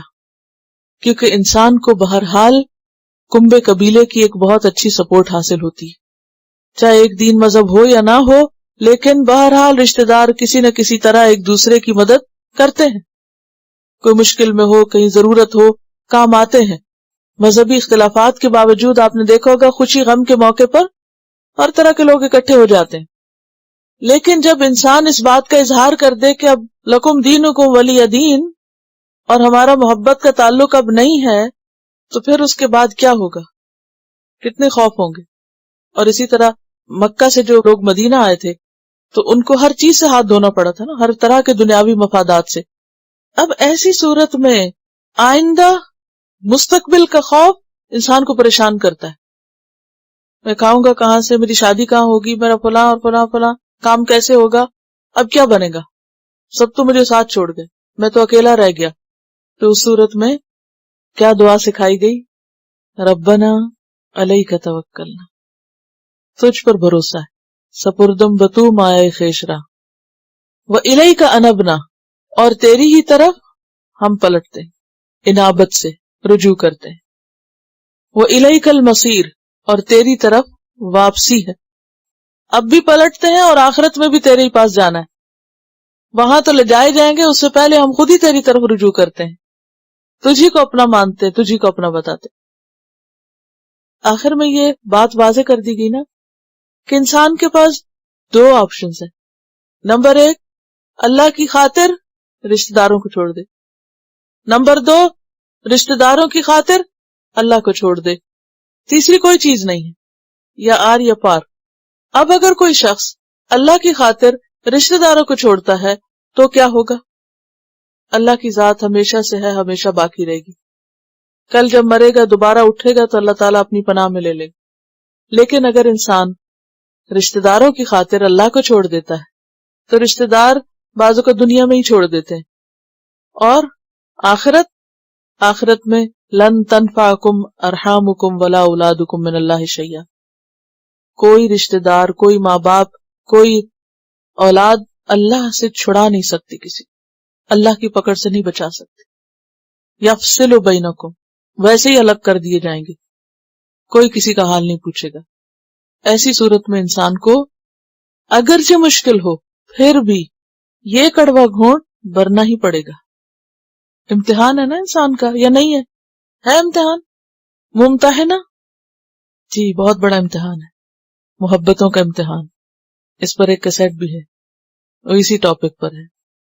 کیونکہ اللہ تعالیٰ بڑا غیرت مند ہے، اور چونکہ اس نے سب کچھ ہمیں دیا نا، اس لیے وہ بندے سے یہ کبھی نہیں پسند کرتا کہ بندہ اس کو چھوڑ کر یا اس سے بڑھ کر کسی اور کو چاہے. اور اللہ تعالیٰ بندوں کو ہر لحاظ سے آزماتا ہے، کبھی مال کا امتحان دے کے، کبھی دوستوں کا دے کے، کبھی رشتہ داروں کا، کبھی کسی چیز کا، کبھی کسی چیز کا، کہ میرے لیے کون خالص ہے، کون واقعی صرف میرا ہے. اور اسی کا نام توحید ہے. اور وہ ایک شعر بھی ہے نا جو مجھے آتا نہیں ہے لیکن میں چھیڑ دیتی ہوں اگر آپ پورا کر دیں تو، جس میں وہ آتا ہے نا کہ مزہ توحید کا تب ہے، یعنی توحید کا لطف وہ اٹھائے گا، مزہ توحید کا تب ہے جب اللہ حشر میں کہہ دے کہ بندہ دو عالم سے خفا میرے لیے، یعنی سب سے یہ میری وجہ سے ناراض ہوا ہے. اور یہ انتہائی مشکل کام ہے، بالکل آسان نہیں ہے. اب دیکھیں جہاں حق بات کرنی ہوگی نا، لوگ آپ سے ضرور ناراض ہوں گے. ایک حدیث میں آتا ہے، اور اتنی خوبصورت حدیث ہے، اللہ تعالیٰ فرماتے ہیں کئی ایسے لوگ ہیں جو کمزور ہیں، دروازوں سے دھتکار دیے جاتے ہیں، یعنی کوئی ان کی سننا نہیں چاہتا، کوئی ان کو توجہ نہیں دیتا، کوئی انہیں اہمیت نہیں دیتا، لیکن وہ اللہ کو اتنے پیارے ہیں کہ اگر وہ اللہ کے نام کی قسم کھا دے تو اللہ ان کی قسم ضرور پوری کر دے. یعنی کتنے ہی لوگ ایسے ہیں کہ جو اللہ کی خاطر دوسروں کو ناراض کیے ہوئے ہوتے ہیں. آپ اپنے رشتے داروں میں بیٹھے، اگر آپ ان کو دین کی بات کرنے لگے تو کیا ہوگا آگے؟ کیا ہوگا؟ کسی کو آپ حق بات کہیں، کسی کو آپ صحیح مشورہ دیں کہ یہ غلط ہے، یہ نہیں کرو، یہ جھوٹ ہے نہیں بولو، یہ غیبت ہے نہ کرو، یہ سود ہے نہیں لو، یہ فلاں حرام کام ہے نہیں کرو، پھر آپ مجھے بتائیے کہ کتنے لوگ آپ سے محبت کریں گے؟ یہ تو بڑی باتیں ہیں، چھوٹی چھوٹی باتوں پر بھی لوگ ناراض ہو جاتے ہیں. چھوٹی سی بات کسی نے منع کر دی تو کیا ہوتا ہے؟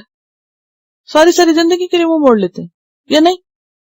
تو بعض اوقات انسان اپنے لیے نہیں کچھ کہہ رہا ہوتا، اللہ کی خاطر کسی کے بھلے میں اس کو کوئی نصیحت کرتا ہے یہ نہ کرو، لیکن دوسرا شخص ناراض ہوتا ہے اس سے. وہ پنجابی کا ایک محاورہ ہے جس کا ترجمہ یہ ہے کہ اگر کسی کے فائدے کے لیے اس کا گلا دبائیں تو وہ آنکھیں نکالتا ہے. ایک فزیکلی بھی ایسا ہوتا ہے نا کہ اگر آپ گلا دبائیں تو آنکھیں نکل ہی آتی. بعض باتیں کسی کو جو کہی جاتی ہیں وہ گلا دبانے کے برابر ہوتی ہیں نا، اس کا سفوکیٹ کرتی ہیں، اس کو بالکل اچھی نہیں لگتی، لیکن وہ اسی کے فائدے میں ہوتی ہے. نصیحت کڑوی ہوتی ہے نا، کسی کو بھی اگر ڈائریکٹلی کا انڈائریکٹ بھی کوئی نصیحت کی جائے تو لوگ اس سے دور بھاگتے ہیں. لیکن جو شخص یعنی سونا صرف اس وقت خالص سونا بنتا ہے جب وہ بھٹی میں تپتا ہے. تزکیے کا، اصلاح کا، بھلائی کا کوئی رستہ دوسرا ہے ہی کوئی نہیں سوائے اس کے کہ انسان کسی بھٹی پہ چڑھے. تو ایسے میں صحابہ کرام کے اندر یہ صفت بدرجہ اتم نظر آتی ہے کہ وہ ایک دوسرے پہ کھلی تنقید بھی کرتے تھے مگر اس کے باوجود وہ ایک دوسرے سے انتہائی محبت کرتے تھے. آج ہمارا حال کیا کہ اگر آپ کسی کو ذرا بھی بتا دیں نا یہ ٹھیک نہیں، ایسا نہ کرو، پھر آپ دیکھیں ری ایکشن کیا ہوتا ہے. آپ سالوں کسی کے ساتھ احسان کریں، اگر ایک دن کسی کو آپ، اور وہ بھی اپنی ذات کے لیے نہیں، دین کے لیے، حق کے لیے، پھر آپ دیکھیں کہ اس کا نتیجہ آپ کو کیا سہنا پڑے گا.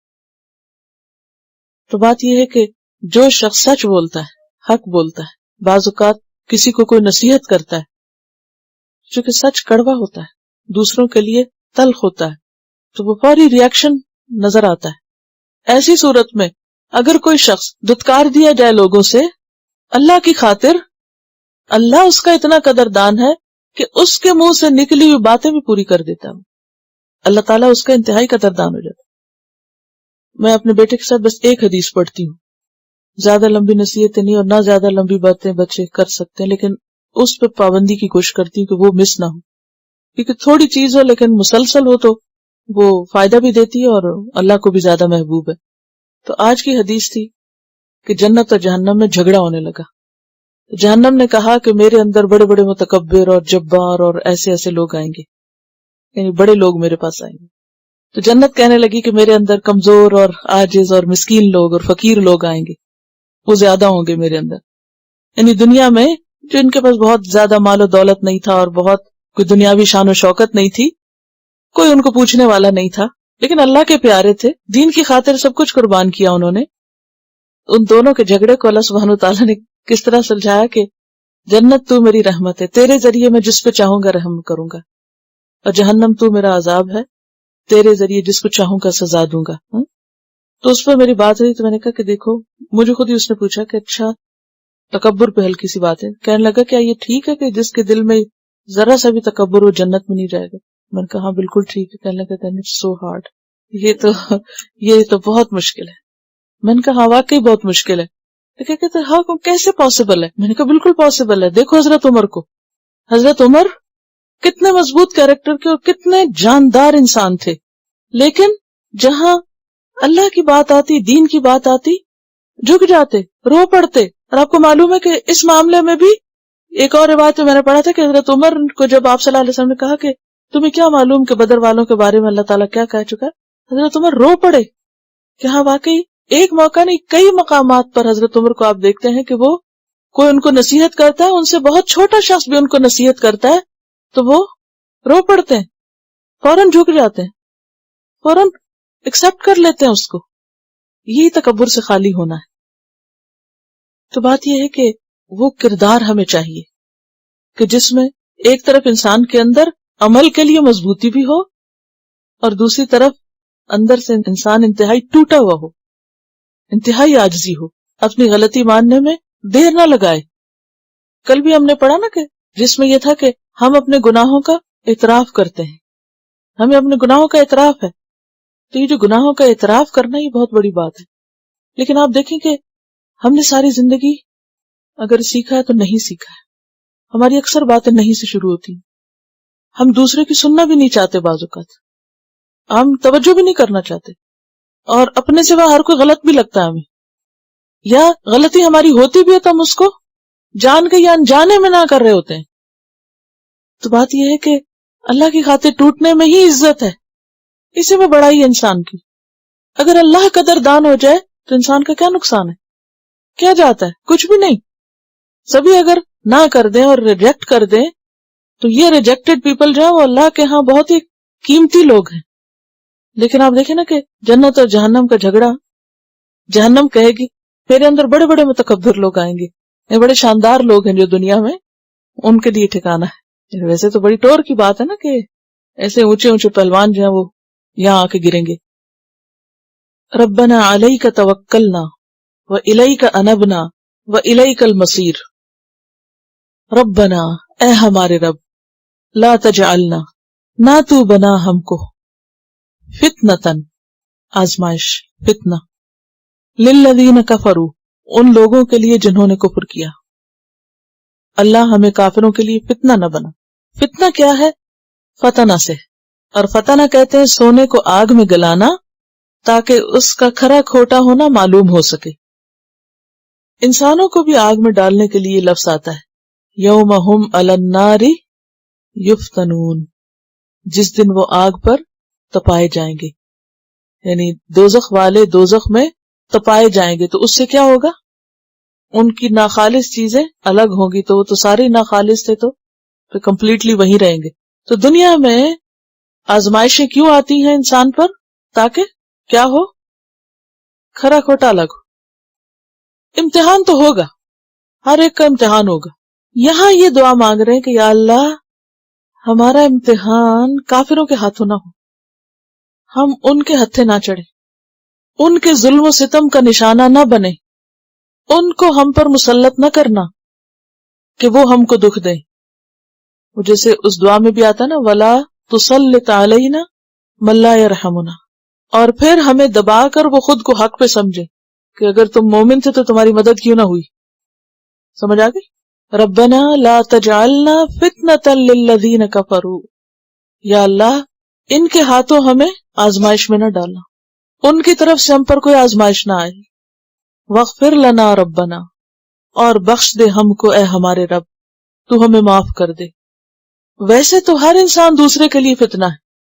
وجعلنا بعضکم لبعض فتنہ، اتصبرون پیچھے ہم پڑھ چکے، اور اس میں یہ بھی آیا کہ ہم ضرور آزمائیں گے. تو کچھ آزمائشیں اور امتحان کیا ہوتے ہیں انسان کی ذاتی زندگی میں ہوتے ہیں، کبھی مال کی طرف سے، کبھی اولاد کی طرف سے، کبھی رشتہ داروں کی طرف سے، کبھی سردی گرمی، کبھی بیماری، کبھی قرض، کبھی کوئی اور آفت. یہ امتحان آتے رہتا ہے نا انسان. اور مومن کی زندگی ساری امتحانوں میں گزرتے گزرتے گزرتے بالآخر، یعنی مومن کی ساری زندگی ایک طرح سے روزہ ہوتی ہے، اور بالآخر وہ اللہ کے ساتھ جا ملتا ہے. یعنی ان سب تکلیفوں پریشانیوں پر وہ صبر صبر صبر اور ایک طویل صبر کرتا ہے. لیکن کچھ امتحان اور آزمائشیں ایسی ہوتی ہیں کہ جو انسان کی برداشت سے باہر ہو جاتی ہیں، یا وہ بہت شدید ہوتی ہیں، جس میں ایمان جانے کا ڈر ہوتا ہے، جس میں انسان کا ایمان خطرے میں پڑ جاتا ہے. یا پھر بعض آزمائشیں ایسی ہوتی ہیں کہ جس میں وہ لوگ جن کے ہاتھوں انسان آزمایا جا رہا ہو وہ اس کو دین کے تانے دیتے ہیں، اور ان تانوں سے انسان شیکی ہو جاتا ہے کہ کیا واقعی خدا ہے، کیا ہے جو میری مدد کرے. تو یہاں یہ دعا مانگی جا رہی ہے کہ یا اللہ ربنا لا تجعلنا فتنة للذین کفروا، ہمیں ان لوگوں کے لیے فتنہ نہ بنا دینا. اور پھر جب وہ دیکھیں کہ یہ صاحب ایمان ہے اور ان کی کوئی مدد کرنے والا نہیں ہے تو وہ اپنے کفر میں اور پکے ہو جائیں اور ایمان کو اور زیادہ ناحق سمجھنے لگے، یعنی دین کو، حق کو ناحق سمجھنے لگے. انک انت العزیز الحکیم، بے شک تو ہی زبردست ہے، حکمت والا ہے. لقد کان لکم فیہم اسوۃ حسنۃ، البتہ تحقیق ہے تمہارے لیے انہی میں اسوہ حسنہ. کنہی میں؟ ابراہیم اور ان کے ساتھیوں میں. ابراہیم اور ان کے ساتھیوں میں نمونہ ہے، یہ بات تو پیچھے بھی گزر چکی، یہاں تکرار آئی ہے، کیوں؟ تاکید کے لیے کہ وہی اسوہ حسنہ، وہاں سے سبق سیکھو، اس واقعے سے اپنے لیے رہنمائی لو۔ لمن کان یرجو اللہ والیوم الآخر، اس کے لیے، ہر اس شخص کے لیے جو اللہ اور یوم آخرت کی امید رکھتا ہو۔ ومن یتولی، اور جو منہ موڑے گا، روگردانی کرے گا، کس سے؟ ان کے اسوہ حسنہ سے، توجہ نہیں کرے گا اس کی طرف۔ فإن اللہ هو الغنی الحمید، تو بے شک اللہ وہی بے نیاز ہے، تعریف والا ہے۔ اس کو کوئی پرواہ نہیں کہ کوئی ایسے امتحان میں کامیاب ہو یا نہ ہو، یا اس کے دوستوں کو اپنا لیے نمونہ اور رہنما بنائے یا نہ بنائے۔ عسى اللہ ان یجعل بینکم وبین الذین عادیتم منہم مودہ، امید ہے کہ اللہ ڈال دے تمہارے اور ان لوگوں کے درمیان جن سے تم نے عداوت رکھی دین کی خاطر، یعنی کفار مکہ کی طرف اشارہ ہے، منہم ان میں سے مودتاً محبت، یعنی محبت اور عداوت ایسی چیزیں نہیں جو پرماننٹ ہو۔ انسان کے اندر اس معاملے میں تبدیلی آتی رہتی ہے، آج ایک شخص سے آپ کو عداوت ہے تو کل اسی شخص سے محبت بھی ہو سکتی، اور تاریخ میں ایسے کتنے ہی واقعات ملتے ہیں۔ اور آج اگر کسی سے محبت ہے تو کل اس سے عداوت بھی ہو سکتی، وہ جیسے عربی کا شعر ہے شاید یا محاورہ ہے، ابغض بغیضک ہونا ما عسى ان يكون حبیبک یوما ما واحبب حبیبک ہونا ما عسى ان يكون بغیضک یوما ما۔ کیا مطلب ہے اس کا؟ احبب، محبت کرو، حبیبک، اپنے حبیب سے، ہونا ما، ہلکی، کم، عسیٰ، ہو سکتا ہے، یکونا، کہ وہ ہو جائے، بغیضک، تمہارا دشمن، یوما ما، کسی دن۔ اور اسی طرح اپنے دشمن سے ایسی دشمنی نہ رکھو کہ کل وہ تمہارے لیے شرمندگی کا باعث بنے، کیونکہ ہو سکتا ہے کہ کسی وقت وہ تمہارا دوست بن جائے۔ یہاں یہی بات کہی جا رہی ہے کہ آج مکہ والوں اور تمہارے درمیان ایک دشمنی کی فضا ہے، اور کچھ دور نہیں کہ اللہ تمہارے ذریعے ان تک اسلام کی دعوت پہنچا دے، وہ اسلام قبول کر لیں، اور پھر یہ دشمنی محبت میں بدل جائے۔ ایسا بھی ممکن ہے، کیونکہ دل تو اللہ کے ہاتھ میں ہے۔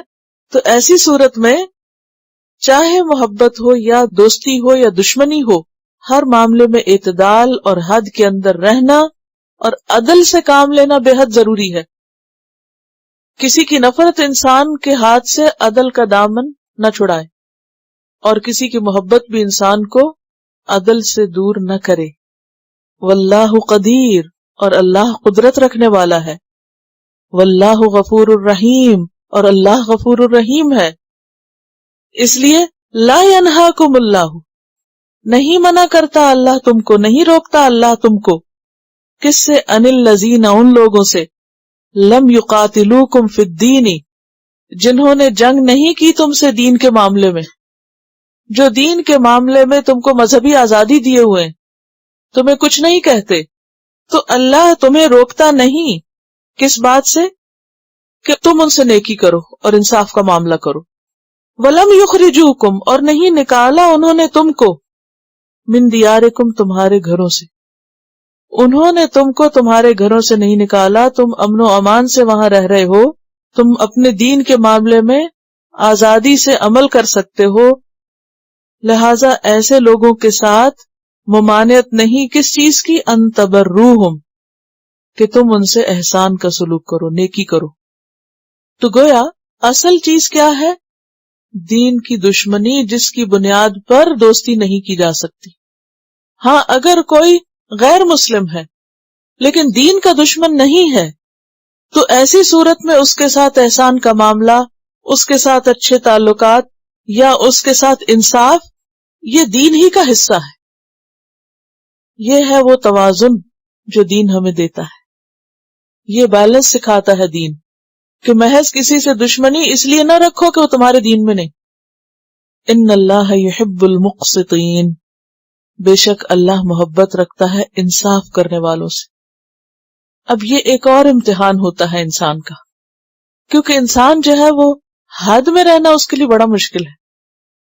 اگر کسی سے دوستی ہے بلائنڈ فیتھ ہے اس پر، یعنی آنکھیں بند کر کے اس کی ہر برائی خرابی غلطی کو بھی ٹک صحیح ہے، سب ٹھیک ہے، سب ٹھیک ہے. اور اگر کسی سے دشمنی ہے تو اس کی اچھی بات بھی غلط ہے. تو یہ انتہا پسندی ہوتی ہے. اعتدال کی راہ کیا ہے کہ تم جو تمہارے ساتھ انصاف برتتا ہے تم بھی اس کے ساتھ انصاف برتو. جو تمہیں کچھ نہیں کہتا تم بلا وجہ اس پہ ہاتھ نہیں اٹھاؤ. اس میں ہم دیکھتے ہیں، اس کے بارے میں آتا ہے کہ صحیح بخاری میں کہ حضرت اسماء بنت ابی بکر، حضرت ابو بکر کی جو بیٹی ہیں، ان کی والدہ جو تھی وہ مشرک تھی، قتیلہ، جو حضرت ابو بکر کے حالات میں آپ نے پڑھا ہوگا، دور جاہلیت میں جن سے انہوں نے شادی کی تھی اور پھر وہ مسلمان نہیں تھی اور پھر ان کی طلاق ہو گئی تھی اور وہ ہجرت بھی نہیں کی تھی انہوں نے. تو جب ہجرت کر کے مسلمان مدینہ آ گئے تو ذرا ماں تھی، تو وہ اپنی بیٹی کو ملنے کے لیے تحفے تحائف لے کر اور بہت اچھے طریقے سے آئیں. اب حضرت اسماء جو تھی وہ شک میں تھی، کیا میں ان تحفوں کو قبول کروں؟ کیا میں اپنی ماں سے ملوں؟ کیا میں بھی ان کو جواب میں کچھ دوں؟ میں ان کے ساتھ کیا سلوک کروں؟ اب دیکھیں کہ الحمدللہ آپ سب مسلمان گھرانوں سے ہیں اور نسلیں مسلمان ہیں، دائیں بائیں اوپر نیچے، تو ایسے کوئی مسئلے نہیں نظر آتے. ٹھیک ہے، کسی سے دوستی یا دشمنی دور کی بات ہے، لیکن جن لوگوں کے گھروں کے اندر یہ اختلاف تھے کہ خود مسلمان ہے ماں مسلمان نہیں، خود مسلمان ہے بچے مسلمان نہیں، شوہر مسلمان نہیں، بیوی مسلمان نہیں، تو مکہ میں تو گھر گھر میں پھوٹ تھی. یعنی دین کی وجہ سے لوگوں کے درمیان بہت فرق آ گیا تھا، اور اپنے رشتہ داروں نے ان کو اپنے ہاتھوں سے نکال بار کیا، جیسے ابراہیم علیہ السلام کو ان کے والد نے اور ان کے قوم نے ان کے ساتھ سلوک کیا. تو ایسی صورت میں چونکہ یہ بات آئی کہ تم دین کے دشمنوں سے دوستی نہیں رکھ سکتے، تعلق نہیں رکھ سکتے، کل بھی تعلق نہیں ہونا چاہیے. اب یہاں جب یہ صورتحال پیش آئی تو وہ ان کو جھجک آئی اور ٹھٹک گئی کہ اب کیا کروں. تو انہوں نے حضرت عائشہ کے ذریعے نبی صلی اللہ علیہ وسلم کو پیغام بھجوایا کہ اس طرح میری والدہ آئی ہیں اور اس طرح ان کے پاس میرے لیے جو کچھ ہے، کیا میں وہ قبول کر لوں اور کیا میں ان سے ملاقات کروں اور کیا میں ان کے ساتھ اچھا سلوک کروں یا میں ان سے ملاقات کا انکار کر دوں اور وہ ان کو ویسے ہی واپس بھیج دوں. تو اس پر آپ صلی اللہ علیہ وسلم نے فرمایا سلی امکی، تم اپنی ماں سے صلہ رحمی کرو. کیوں؟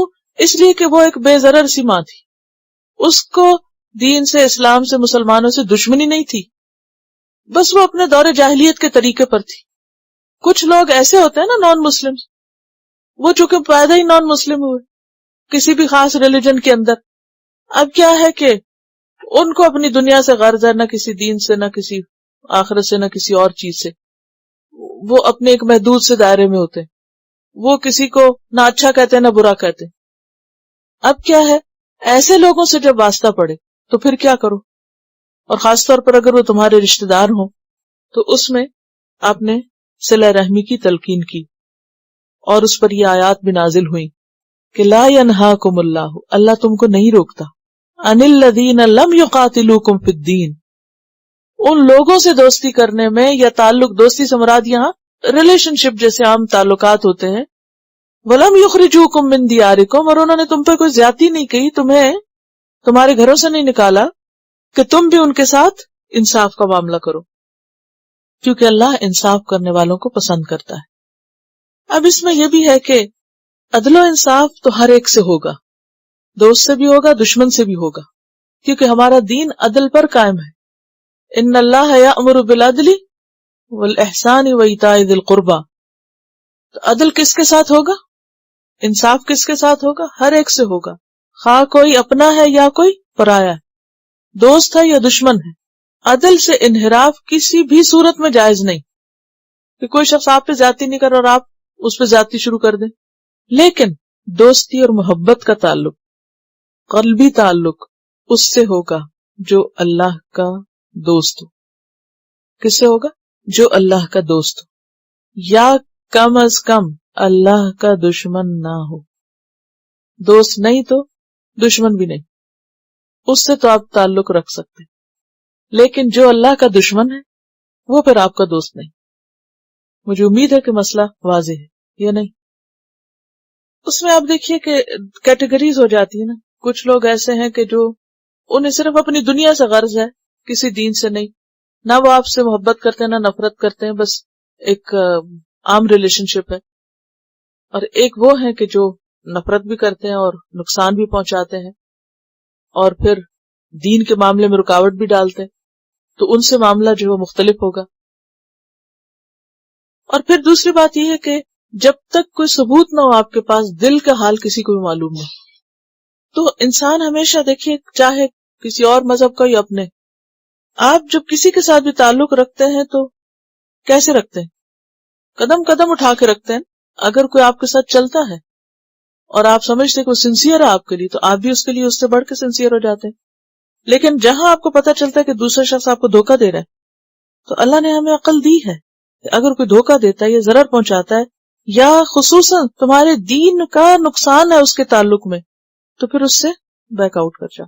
یعنی کوئی بھی ہو، خواہ کوئی پیدائشی مسلمان ہے یا کچھ بھی ہے. کیونکہ پیچھے آپ دیکھیے کہ شروع سے میں کیا بتا رہی ہوں کہ ان ساری صورتوں کا ایک مرکزی مضمون ہے، وہ ہے اسلام سے تعلق، بلونگنگز ہماری، کہ وہ کس درجے پر ہے. پیچھے بھی بار بار واضح کر دیا گیا کس سے دوستی رکھو اور کس سے نہ رکھو، کس سے تعلق رکھو اور کس سے تعلق نہ رکھو. تو ہر وہ چیز جو خیر کی طرف جانے میں مددگار ہے تو وہ تمہارے حق میں بہتر ہے. اور جس چیز سے تعلق، ہاں کوئی بھی چیز ہو جو تمہارے دین کے راستے میں رکاوٹ آتی ہے، پھر وہاں انسان اسی درجے کی احتیاط برتے گا. اب آپ دیکھیے کہ یہ جو نیکی اور احسان کے معاملے ہیں، یہ صحابہ کرام کی زندگی میں ملتے ہیں. پیچھے میں نے سورۃ محمد کی تفسیر میں آپ کو بتایا تھا، اما منن و اما فدا، خواہ تم ان پہ احسان کرو اور خواہ فدیہ لو. جو جنگ بدر کے قیدیوں کے بارے میں حکم آیا تھا کہ اگر کوئی قیدی تم پکڑ لو تو پھر اس کے بعد کیا کرو؟ ان کے ساتھ احسان کر سکتے ہو. اب یہ کون لوگ تھے؟ یہ تو لڑنے آئے تھے. جنگ بدر کے قیدی کون تھے؟ لڑنے آئے تھے، ختم کرنے آئے تھے. اب یہ پکڑے گئے، اب پکڑے گئے تو کیا کہا، کیا کرو ان کے ساتھ؟ احسان کرو. اور آپ نے وہ مثالیں پڑھی تھی احسان کی کہ جس میں وہ کہتے ہیں کہ خود وہ کھجور پہ گزارا کر لیتے اور ہمیں روٹی دیتے تھے. اور آپ کو پتہ ہے وہ امپورٹڈ ہوتی تھی، وہاں گندم نہیں اگتی مدینہ مکہ وغیرہ میں، تو وہ انتہائی مہنگی ہوتی تھی اس زمانے میں، کھجور اور دودھ اور ان سب چیزوں سے زیادہ روٹی. لیکن چونکہ وہ ایک بیسک فوڈ ہے انسان کی، تو وہ اپنے قیدیوں کو جو گھروں میں، کیونکہ جیلیں تو نہیں تھی، گھروں میں ہی قیدی رکھتے تھے، تو خود بھوکے رہ کے ان کو کھلا دیتے تھے. اس کا نتیجہ کیا؟ وہ سب مسلمان ہوئے. ثمامہ بن اسال کا معاملہ آپ کے سامنے ہے. آپ صلی اللہ علیہ وسلم کا دشمن، مسجد نبی میں 3 دن تک باندھے رکھے. ہر روز آپ اس سے پوچھتے کیا خیال ہے، وہ آپ سے کتنی نفرت رکھتا تھا. لیکن آپ کے احسان نے کہ ٹھیک ہے فدیہ اگر آپ لیتے تو بہت بڑی قیمت پاتے، قیمت نہیں لیا آپ نے اس سے. اور اسی طرح کوئی اور فیور نہیں لیا، چھوڑا اس کو اور وہ جا کے غسل کر کے فوراً آیا اور مسلمان ہو گیا. اور اس نے جا کے اہل مکہ کا غلہ روک دیا. ہر دور میں ایسی مثالیں ملتی ہیں کہ دشمنی اپنی جگہ، مگر عدل و انصاف اور احسان کا رویہ اپنی جگہ. کیونکہ اسلام کی یہی خوبصورتی ہے کہ اس نے دل جیتے ہیں، دل بدلے ہیں. اسلام تلوار سے نہیں، احسان اور محبت اور اچھے سلوک کے ذریعے لوگوں کے اندر اثر کر کے گیا. اب آپ دیکھیے کہ آپ صلی اللہ علیہ وسلم نے اکرمہ بن ابی جہل کو جو معاف کیا، خالد بن ولید کے ساتھ جو معاملہ کیا، اور پھر ان لوگوں کے ذریعے دین کو کتنی تقویت پہنچی. یہ سب. اور ابھی اسی کے اندر ہند کا واقعہ آتا ہے کہ جب وہ بیعت کر رہی تھی آپ صلی اللہ علیہ وسلم سے، اور کس طرح کی زبان استعمال کر رہی تھی، اور آپ اتنے آسان طریقے سے اس کو جواب دے رہے ہیں. تو بات یہ ہے کہ یہ ابو سفیان اور ہند وہ لوگ تھے کہ جنہوں نے ساری زندگی، اور پھر آپ اس کو دیکھ نہیں سکتے تھے، اور وہ حلیہ بدل کے آپ کے سامنے آئی تھی جب بیعت کر رہی تھی. اس کی باتوں سے آپ نے اس کو پہچانا تھا کہ اچھا تم ہند ہو، کیونکہ حضرت حمزہ کا کلیجہ اس نے چبایا تھا. تو آپ جب اس کو دیکھتے تو یاد آتی تھی یہ بات. تو اسی طرح وحشی جو تھا جس نے قتل کیا تھا، کہ یہ لوگ سامنے نہ آئے. وہ دل کے جذبات اپنی جگہ، لیکن ان لوگوں کو اسلام میں ویلکم کیا گیا اور ان پر اعتماد کیا گیا، اور ان کے ذریعے پھر آگے دین کو تقویت پہنچی. یہ توازن جو ہے یہ اسلام کا حسن ہے. اور یہ توازن اگر قائم نہیں کریں گے، توازن ہاتھ سے جائے گا تو نفرتوں سے دین نہیں پھیلتا. تو اصل بات کیا ہے؟ انصاف. خیر خواہی کرو، انصاف کرو. اور قرآن پاک میں بھی آتا نا وَيُطْعِمُونَ الطَّعَامَ عَلَى حُبِّهِ مِسْكِينًا وَيَتِيمًا وَأَسِيرًا، اور اس کی محبت میں کھلاتے ہیں، اللہ کی محبت میں کھلاتے ہیں کس کو؟ مسکین کو، یتیم کو، اسیر کو، بھلے کوئی مسلمان ہو یا کافر ہو یا کوئی بھی ہو، اس میں فرق نہیں کرتے، ہر ایک کے ساتھ بھلائی کرتے۔ انما ینہاکم، کہاں اللہ منع کرتا ہے؟ پھر مزید واضح کر دیا گیا، اللہ تم کو روکتا ہے کن سے؟ ان الذین، ان لوگوں سے دلی دوستی کرنے اور انہیں خیرخواہی کے پیغام بھیجنے میں، قاتلوکم فی الدین، جو تم سے دین کے معاملے میں جنگ کرتے ہیں، تمہارے دین کی وجہ سے تم پر جنگ مسلط کرتے ہیں، وَأَخْرَجُوكُم مِّن دِيَارِكُمْ، اور انہوں نے نکالا تم کو تمہارے گھروں سے، وَظَاهَرُوا عَلَىٰ إِخْرَاجِكُمْ، اور ایک دوسرے کی مدد کی تمہارے نکالنے پر، یعنی خود نے نکالا، نکالنے والوں کی پشت پناہی کی۔ ظاہرو کا لفظ جو ہے یہ ظہر سے، اور ظہر کہتے ہیں پیٹھ کو، یعنی پشت پناہی کی، مدد دی۔ ان تولوہم، کہ تم ان سے دوستی کرو، تو کس سے دوستی بنا ہے؟ جو تمہیں تمہارے دین پر عمل نہ کرنے دے، دین کے معاملے میں تم سے جنگ کرے، اور تم کو تمہارے گھروں سے دین کی وجہ سے نکال ڈالے۔ وَمَن يَتَوَلَّهُمْ، اور جو ان سے دوستی کرے گا، فَأُولَئِكَ هُمُ الظَّالِمُونَ، ایسے لوگ دراصل ظالم ہیں۔ پھر فرمایا یا ایھا الذین آمنوا، اے لوگو جو ایمان لائے ہو، اذا جاءکم المؤمنات مہاجرات، جب آئیں تمہارے پاس مومن عورتیں ہجرت کر کے، فامتحنوہن، تو ان کا امتحان لے لو، ان کی جانچ کر لو۔ اللہ اعلم بایمانہن، اللہ ان کے ایمان کو خوب جانتا ہے۔ آپ کو یاد ہے کہ صلح حدیبیہ کے موقع پر جو معاہدہ طے پایا تھا، اس میں سہیل بن عمر نے ایک شرط پیش کی تھی کہ اگر کفار کا کوئی آدمی مسلمان ہو کر مدینہ آئے گا تو اس کو مکہ واپس لوٹایا جائے گا، اور اگر کوئی شخص مدینہ سے مکہ جائے تو اس کو واپس نہیں کیا جائے گا۔ اور مسلمانوں کے لیے یہ بہت ہی تکلیف دہ شرط تھی، لیکن بہرحال ایک شرط تھی تو مانی گئی۔ اب ہوا یہ کہ ابو بصیر جو اہل مکہ کے ظلم سے بہت تنگ آ گئے تھے، وہ حدیبیہ میں پہنچ گئے۔ ابو جندل جو سہیل بن عمر کا اپنا بیٹا تھا وہ پہنچ گیا، لیکن آپ صلی اللہ علیہ وسلم نے ان کو واپس کر دیا۔ اب ہوا یہ کہ اس کے بعد ان کی عورتیں بھی آنے لگی، کیونکہ ان پہ بھی ظلم ہوتا تھا، اور اس میں خاص طور پر عقبہ بن ابی معیط کی جو بیٹی تھی ام کلثوم، وہ مدینہ آ گئی۔ اب اس کے والی وارث پیچھے پہنچ گئے، اسی طرح سبیعہ، امیمہ اور خواتین بھی مدینہ پہنچ گئی۔ اب وہ ان کے پیچھے سے جو شوہر اور دیگر رشتہ دار تھے وہ آگے کہ ہماری عورتیں لوٹائی جائیں واپس ہمیں، کیونکہ معاہدے کی شرط میں تھا کہ جو بھی آئے گا اس کو واپس کیا جائے گا۔ لیکن جب معاہدہ دیکھا گیا تو اس میں رجل کا لفظ تھا۔ اب ہوتا یہ نا کہ جب قانونی چیزیں ہوتی ہیں تو اس میں ایک ایک لفظ بھی پک کیا جاتا ہے، اور بعض اوقات پورے کیس کی شکل بدل جاتی ہے محض الفاظ کے ہیر پھیر سے۔ آپ نے اس معاہدے کو جب دیکھا تو سہیل بن عمر کے اپنے الفاظ تھے، اسی نے لکھوائے تھے کہ اگر کوئی آدمی آئے گا تو وہ تو اس میں سے نکل گئی، لہذا آپ صلی اللہ علیہ وسلم نے ان عورتوں کو واپس نہیں بھیجا۔ اب یہ تھا کہ اس میں ایک خطرہ بھی تھا کہ اگر وہاں سے عورتیں آتی ہیں اور وہ صحیح مسلمان نہیں ہیں، کسی جاسوسی کے لیے تو نہیں آتی یا کوئی اور کسی نیت سے تو نہیں آتی، تو یہاں پر پھر کیا حکم دیا گیا کہ اے لوگو جو ایمان لائے ہو، جب مومن عورتیں تمہارے پاس ہجرت کر کے آئے تو ان کا امتحان لے لو، جانچ لو۔ ہاں لیکن ایک حد تک انسان امتحان لے سکتا ہے، کسی کے دل میں تو کوئی نہیں اتر کے دیکھ سکتا۔ اللہ عالم بایمانہن، اللہ ہی ان کے ایمان کا حال خوب جانتا ہے۔ فَإِنْ عَلِمْتُمُوهُنَّ، پھر اگر تم جان لو ان کو، مؤمنات، کہ مومن ہیں، واقعی سچی مومن ہیں، فَلَا تَرْجِعُوهُنَّ إِلَى الْكُفَّارِ، تو نہ تم واپس لوٹاؤ ان کو کفار کی طرف۔ کیوں نہ واپس لوٹاؤ؟ لَا هُنَّ حِلٌّ لَهُمْ، وہ عورتیں اب ان کے لیے حلال نہیں، کیونکہ ان کے شوہر کافر ہیں اور یہ مسلمان ہو چکی، تو ایک مسلمان عورت ایک کافر مرد کے لیے حلال نہیں۔ وَلَا هُمْ يَحِلُّونَ لَهُنَّ، اور نہ وہ حلال ہو سکتے ہیں ان عورتوں کے لیے۔ وَآتُوهُمْ، اور دے دو ان کو، کن کو؟ ان کے کافر شوہروں کو، ما انفقوا، جو انہوں نے خرچ کیا، کن پہ؟ ان عورتوں پہ مہر وغیرہ دیا یا کوئی اور مال دیا تو وہ ان کا مال ان کو واپس لوٹا دو، لیکن عورتوں کو واپس نہیں لوٹاؤ۔ اب جب یہ حکم آیا تو اس میں ہم دیکھتے ہیں کہ آپ صلی اللہ علیہ وسلم کے پاس جب کوئی عورت مکہ سے آتی تو آپ اس سے قسم لیتے، یعنی کیسے امتحان لیتے؟ حدیث میں آتا ہے کہ اس سے قسم لیتے کہ وہ یہ کہے کہ باللہ الذی لا الہ الا ہو ما خرجت من بغض زوجی، اللہ کی قسم جس کے سوا کوئی الہ نہیں، میں اپنے شوہر سے نفرت کی وجہ سے یہاں نہیں آئی، یعنی شوہر سے لڑ کے نہیں آئی، میں اللہ ہی کی خاطر آئی ہوں۔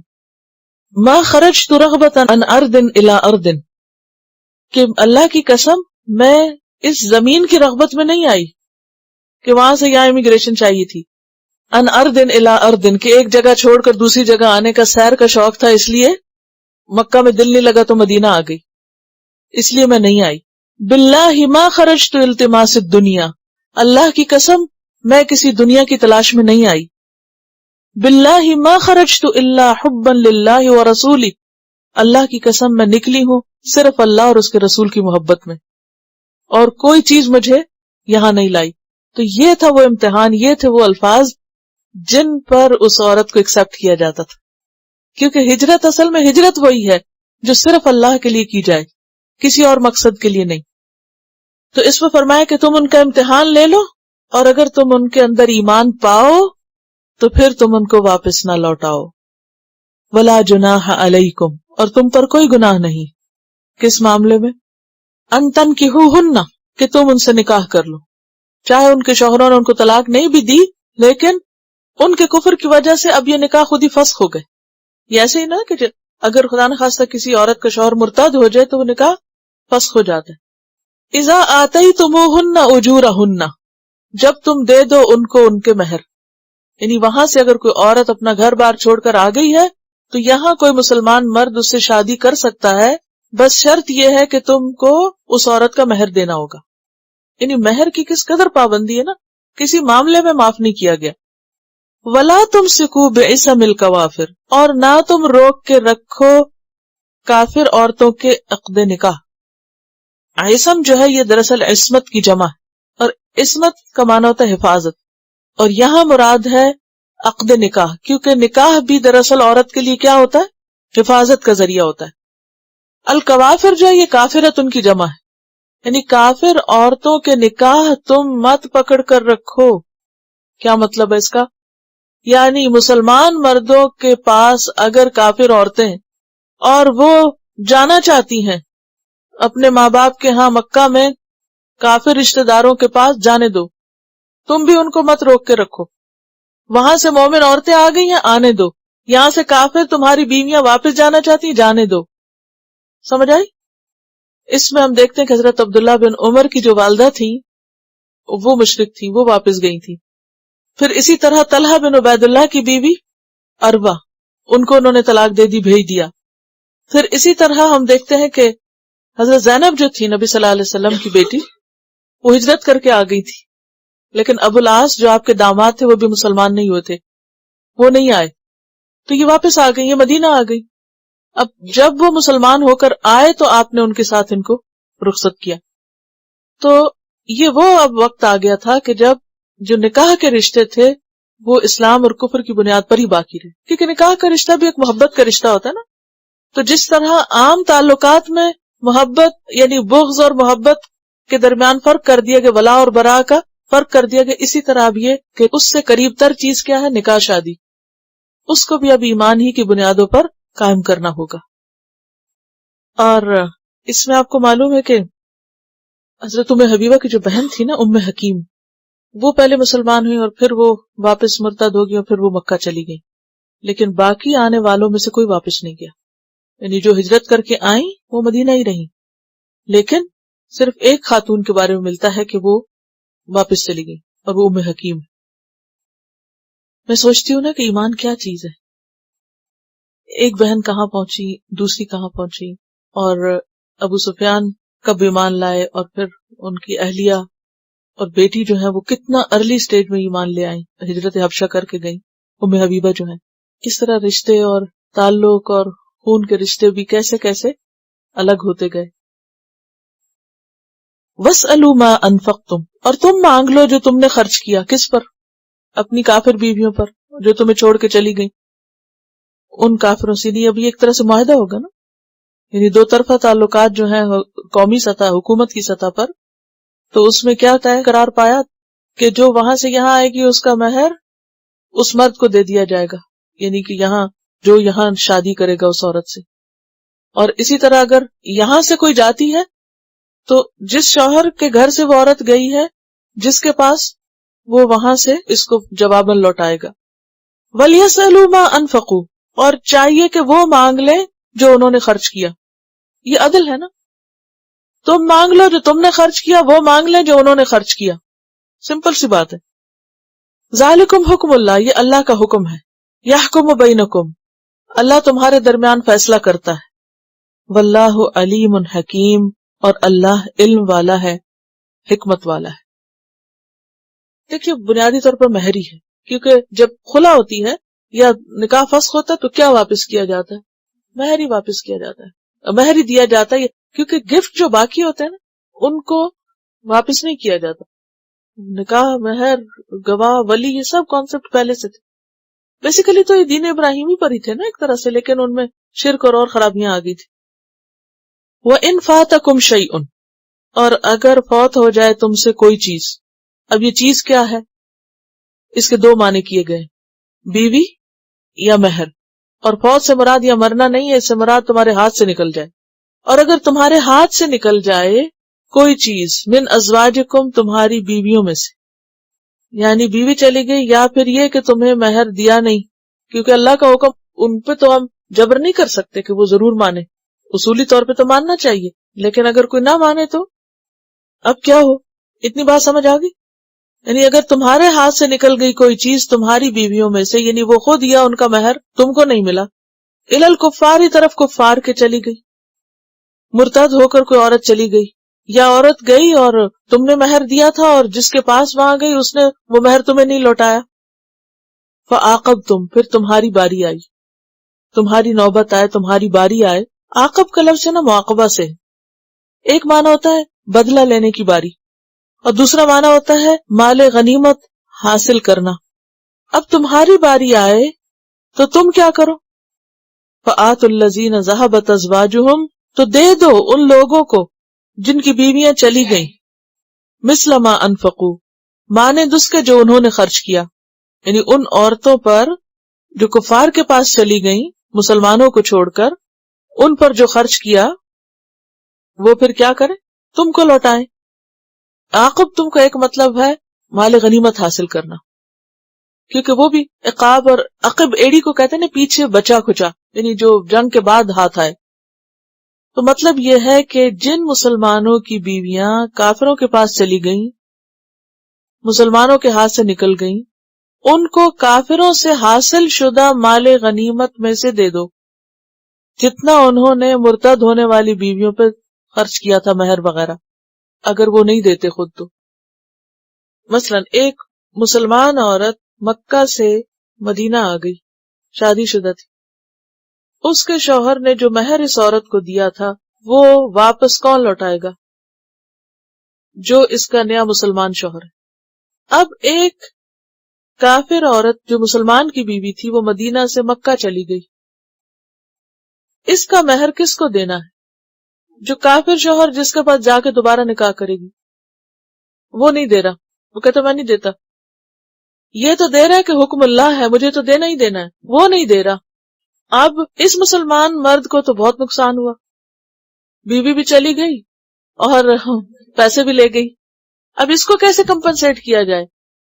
مال غنیمت سے، کہ جنگ میں جو مال غنیمت آئے گا اس میں سے اس کو حصے کے علاوہ اس مہر کے عوض بھی ملے گا جو اس نے اپنی اس بیوی پہ خرچ کیا تھا جو چلی گئی، بھاگ گئی. اب سمجھ آ گئی؟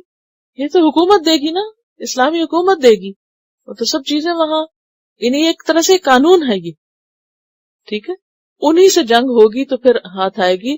یا اگر کہیں اور سے بھی ہو تو مال غنیمت میں پیچھے آپ قانون پڑھ چکے ہیں نا سورۃ الانفال میں، کہ مال غنیمت کس کس کا حصہ ہے، تو اس میں فوجیوں کو ایک حصہ رکھ کے باقی تو سب فوجیوں کو دیا جاتا ہے.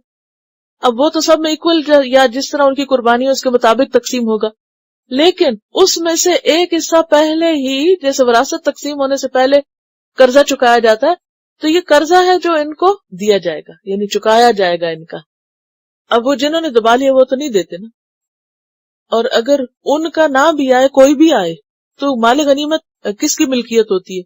اسلامی حکومت کے پاس آتا ہے نا. سوئی دھاگا بھی اگر اس میں ہو تو وہ کوئی الگ سے نہیں لے سکتا. آپ کو یاد ہے کہ وہ ایک شخص جو آپ صلی اللہ علیہ وسلم کا سامان رکھتا تھا، اس نے ایک چادر چرا لی تھی اور اس کی بنیاد پر، تو مال غنیمت جب آتا ہے تو وہ سارا حکومت کے پاس اکٹھا ہوتا ہے.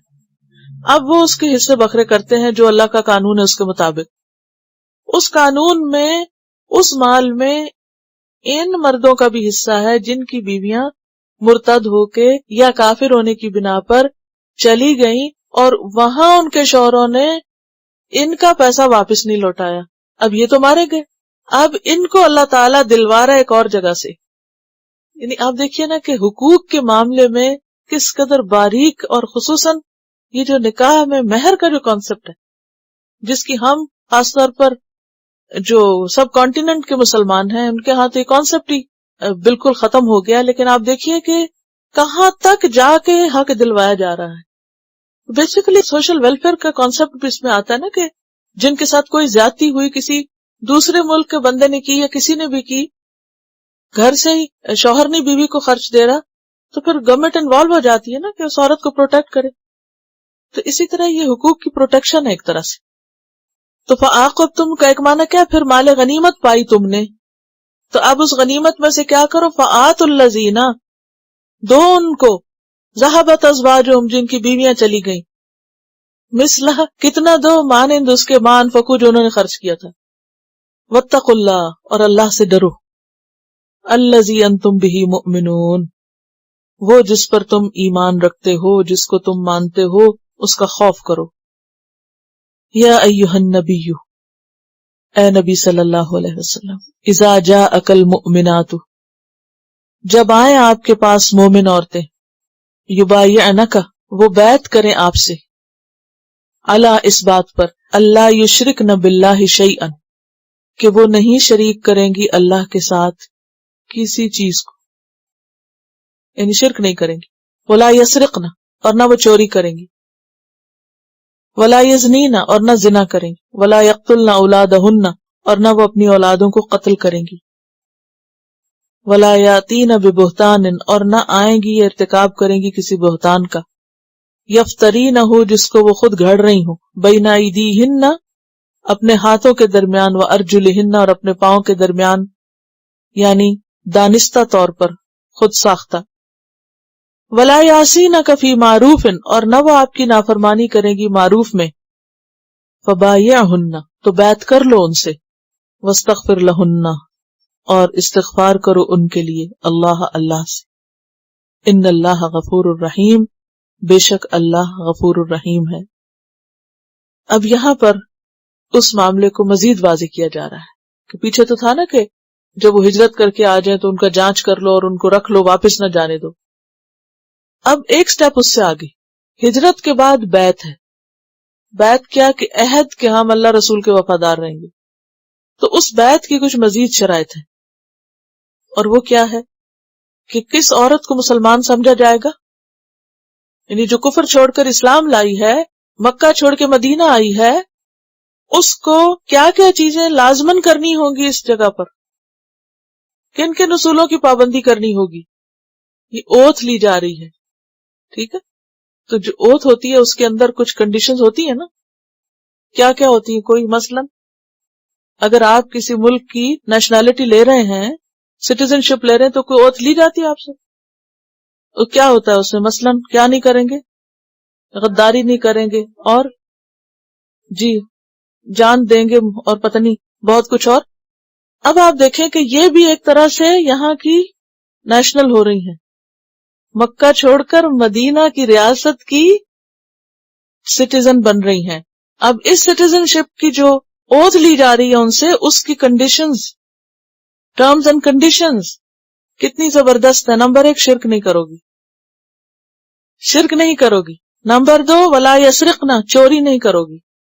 اصل میں یہ وہ خرابیاں تھیں جو جاہلیت کے دور میں مشرکین کے اندر کثرت سے پائی جاتی تھی، اور خاص طور پر عورتوں سے چوری کی بات اس لیے کہ وہ شوہر کے مال میں سے بعض کو چراتی اس کی مرضی کے بغیر، وہ بھی چوری شمار ہوتا ہے۔ ولا یسرقنا، وہ چوری نہیں کریں گی، ولا یزنینا، زنا نہیں کریں گی، کیونکہ عرب معاشرے میں زنا تو بہت عام تھا۔ ولا یقتلنا اولادہن، اپنی اولاد کو نہیں ماریں گی، یعنی یہ بھی ان کے یہاں بہت بڑا ایپ تھا کہ اپنے بچے، اور بعد کے ادوار میں بھی ابورٹ کرا دینا جو ہے یہ کوئی معمولی قصہ سمجھا جاتا ہے۔ تو وہاں ان سے کیا عہد لیا جا رہا ہے کہ وہ اپنے بچے نہیں ماریں گی، چاہے پیدا کر کے یا پیدا ہونے سے پہلے۔ ولا یأتین ببہتان، اور نہ کوئی بہتان تراشیں گی، یفترین، وہ جو وہ خود گھڑ لیں۔ بہتان کا لفظ ہے نا بہتا سے، بہتا کہتے ہیں حیران ہونے کو، بہت کو نہیں۔ فبہت الذی کفر، پیچھے آپ پڑھ چکے ہیں، یعنی وہ بہتان جو وہ اپنے سامنے خود ہی گھڑے۔ کس کے اوپر بہتان؟ کسی کے اوپر بھی، کسی کی عزت جان مال کے بارے میں غلط بات، یعنی اصل میں یہ ایسا بہتان ہے جس کا تعلق جنسی امور سے ہے، ٹھیک ہے، اسکینڈل نہیں بنائیں گی، یہ بھی اس دور کی ایک آفت تھی۔ اگر آپ ان ٹرمز پہ غور کریں تو یہ عموماً یہ جو خرابیاں ہیں یہ اس طبقے میں زیادہ پائی جاتی، اس لیے جو شرائط ہے وہ بھی اسی سے مطابق یا اسی سے متعلق ہیں، کیونکہ گوسپس اور باتوں میں اور قصے کہانیوں میں اس قسم کی باتیں جو ہیں وہ نہیں کریں گی۔ ولا یعصینک فی معروف، اور آپ کی نافرمانی نہیں کریں گی، کس کی؟ نبی صلی اللہ علیہ وسلم کی۔ کس معاملے میں؟ جو بھی معروف حکم ہوگا، اس سے بھی آپ کی اطاعت کی بات پتہ چلتی ہے۔ وما آتاکم الرسول فخذوہ، تو آپ سے فرمایا فبایعہن، آپ ان سے بیعت لے لیں، واستغفر لہن اللہ، اور پچھلے گناہوں پر جو وہ کر چکی اللہ سے بخشش آپ بھی ان کے لیے کریں۔ ان اللہ غفور الرحیم، بے شک اللہ غفور الرحیم ہے۔ تو بخاری کی روایت میں آتا ہے کہ آپ عورتوں سے بیعت لیتے تھے لیکن ان کے ہاتھ کو نہیں چھوتے تھے۔ حضرت عائشہ فرماتی ہے کہ آپ نے کبھی کسی عورت کے ہاتھ کو نہیں چھوا تھا سوائے اس کے کہ جو آپ کی مملوکہ ہوں۔ ایک اور جگہ پر آتا ہے کہ آپ پانی کے پیالے میں ہاتھ رکھتے اور پھر وہ اس پانی میں خواتین نے رکھا، بعد نے کہا کہ کپڑے کا ایک طرف آپ کے ہاتھ میں ہوتا ایک طرف، اور بعد یہ کہ صرف زبانی، یعنی 2-3 طریقے، لیکن ہاتھ پہ ہاتھ نہیں رکھا گیا۔ اس کے بارے میں ایک بہت دلچسپ روایت آتی ہے، تو اس میں کچھ سیکھنے کی چیزیں تھی تو میں نے چاہا آپ کے ساتھ اس کو شیئر کروں۔ نبی صلی اللہ علیہ وسلم جب عورتوں سے بیعت لے رہے تھے تو اس موقع پر ہند جو کہ ابو سفیان کی زوجہ تھی، وہ اپنا بھیس بدل کر کچھ حاضر ہوئی اور منہ چھپائے ہوئے تھی۔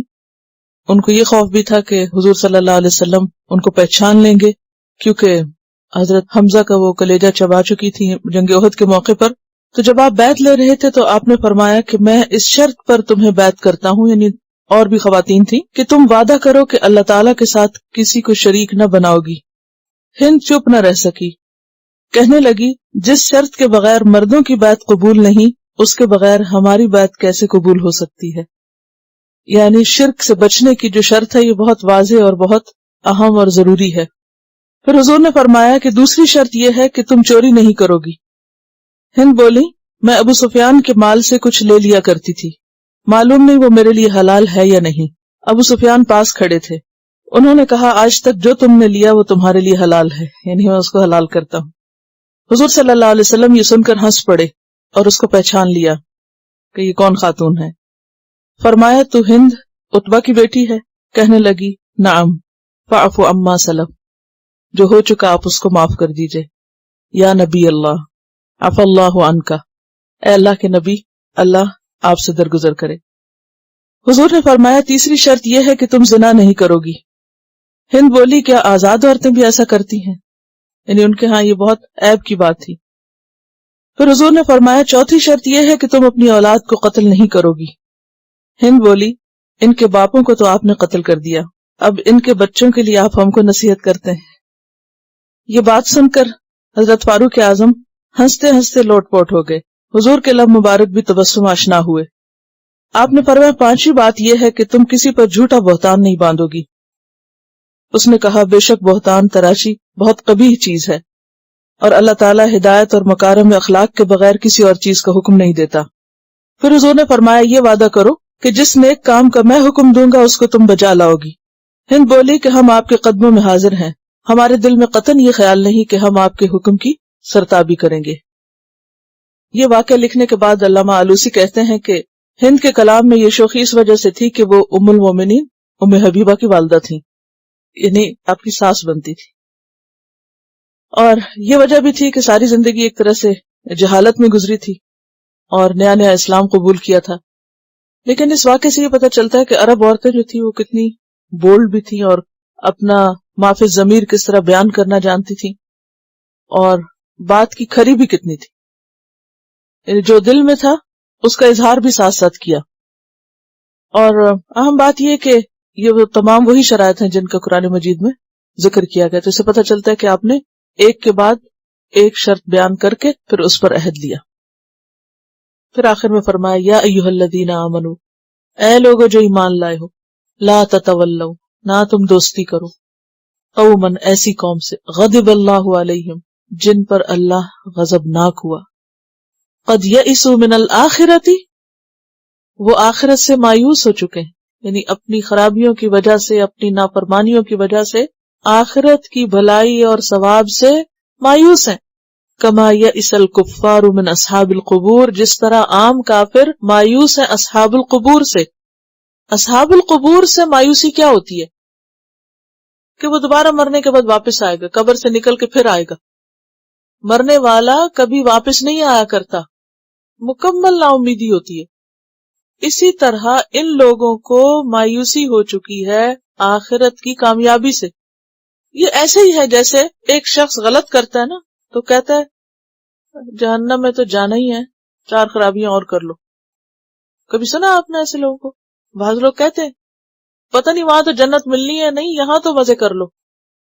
تو یہ کب ہوتا ہے؟ جب ایک انسان کو یہ ہوتا ہے نا کہ ہوپ لیس ہو جاتا ہے نا، غلطیاں نہیں چھوڑنا چاہتا، گناہ نہیں چھوڑنا چاہتا، غلط کام نہیں چھوڑنا چاہتا، تو پھر وہ کیا کہتا ہے اور دلیری سے غلط کام کرتے چلے جاؤ۔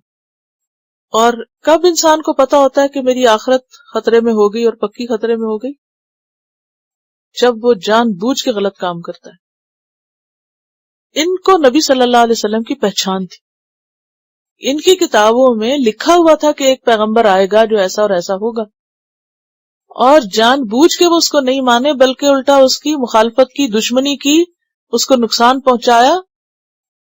تو ایسے دشمن جو اس درجے کا نقصان پہنچانے والے ہوں، پیچھے بھی یہی کہا گیا نا کہ اللہ کے دشمنوں، دین کے دشمنوں سے پھر تم دوستی نہ کرو۔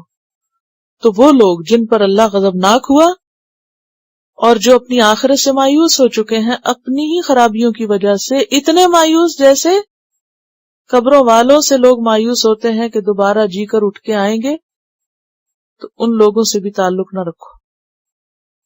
تلاوت۔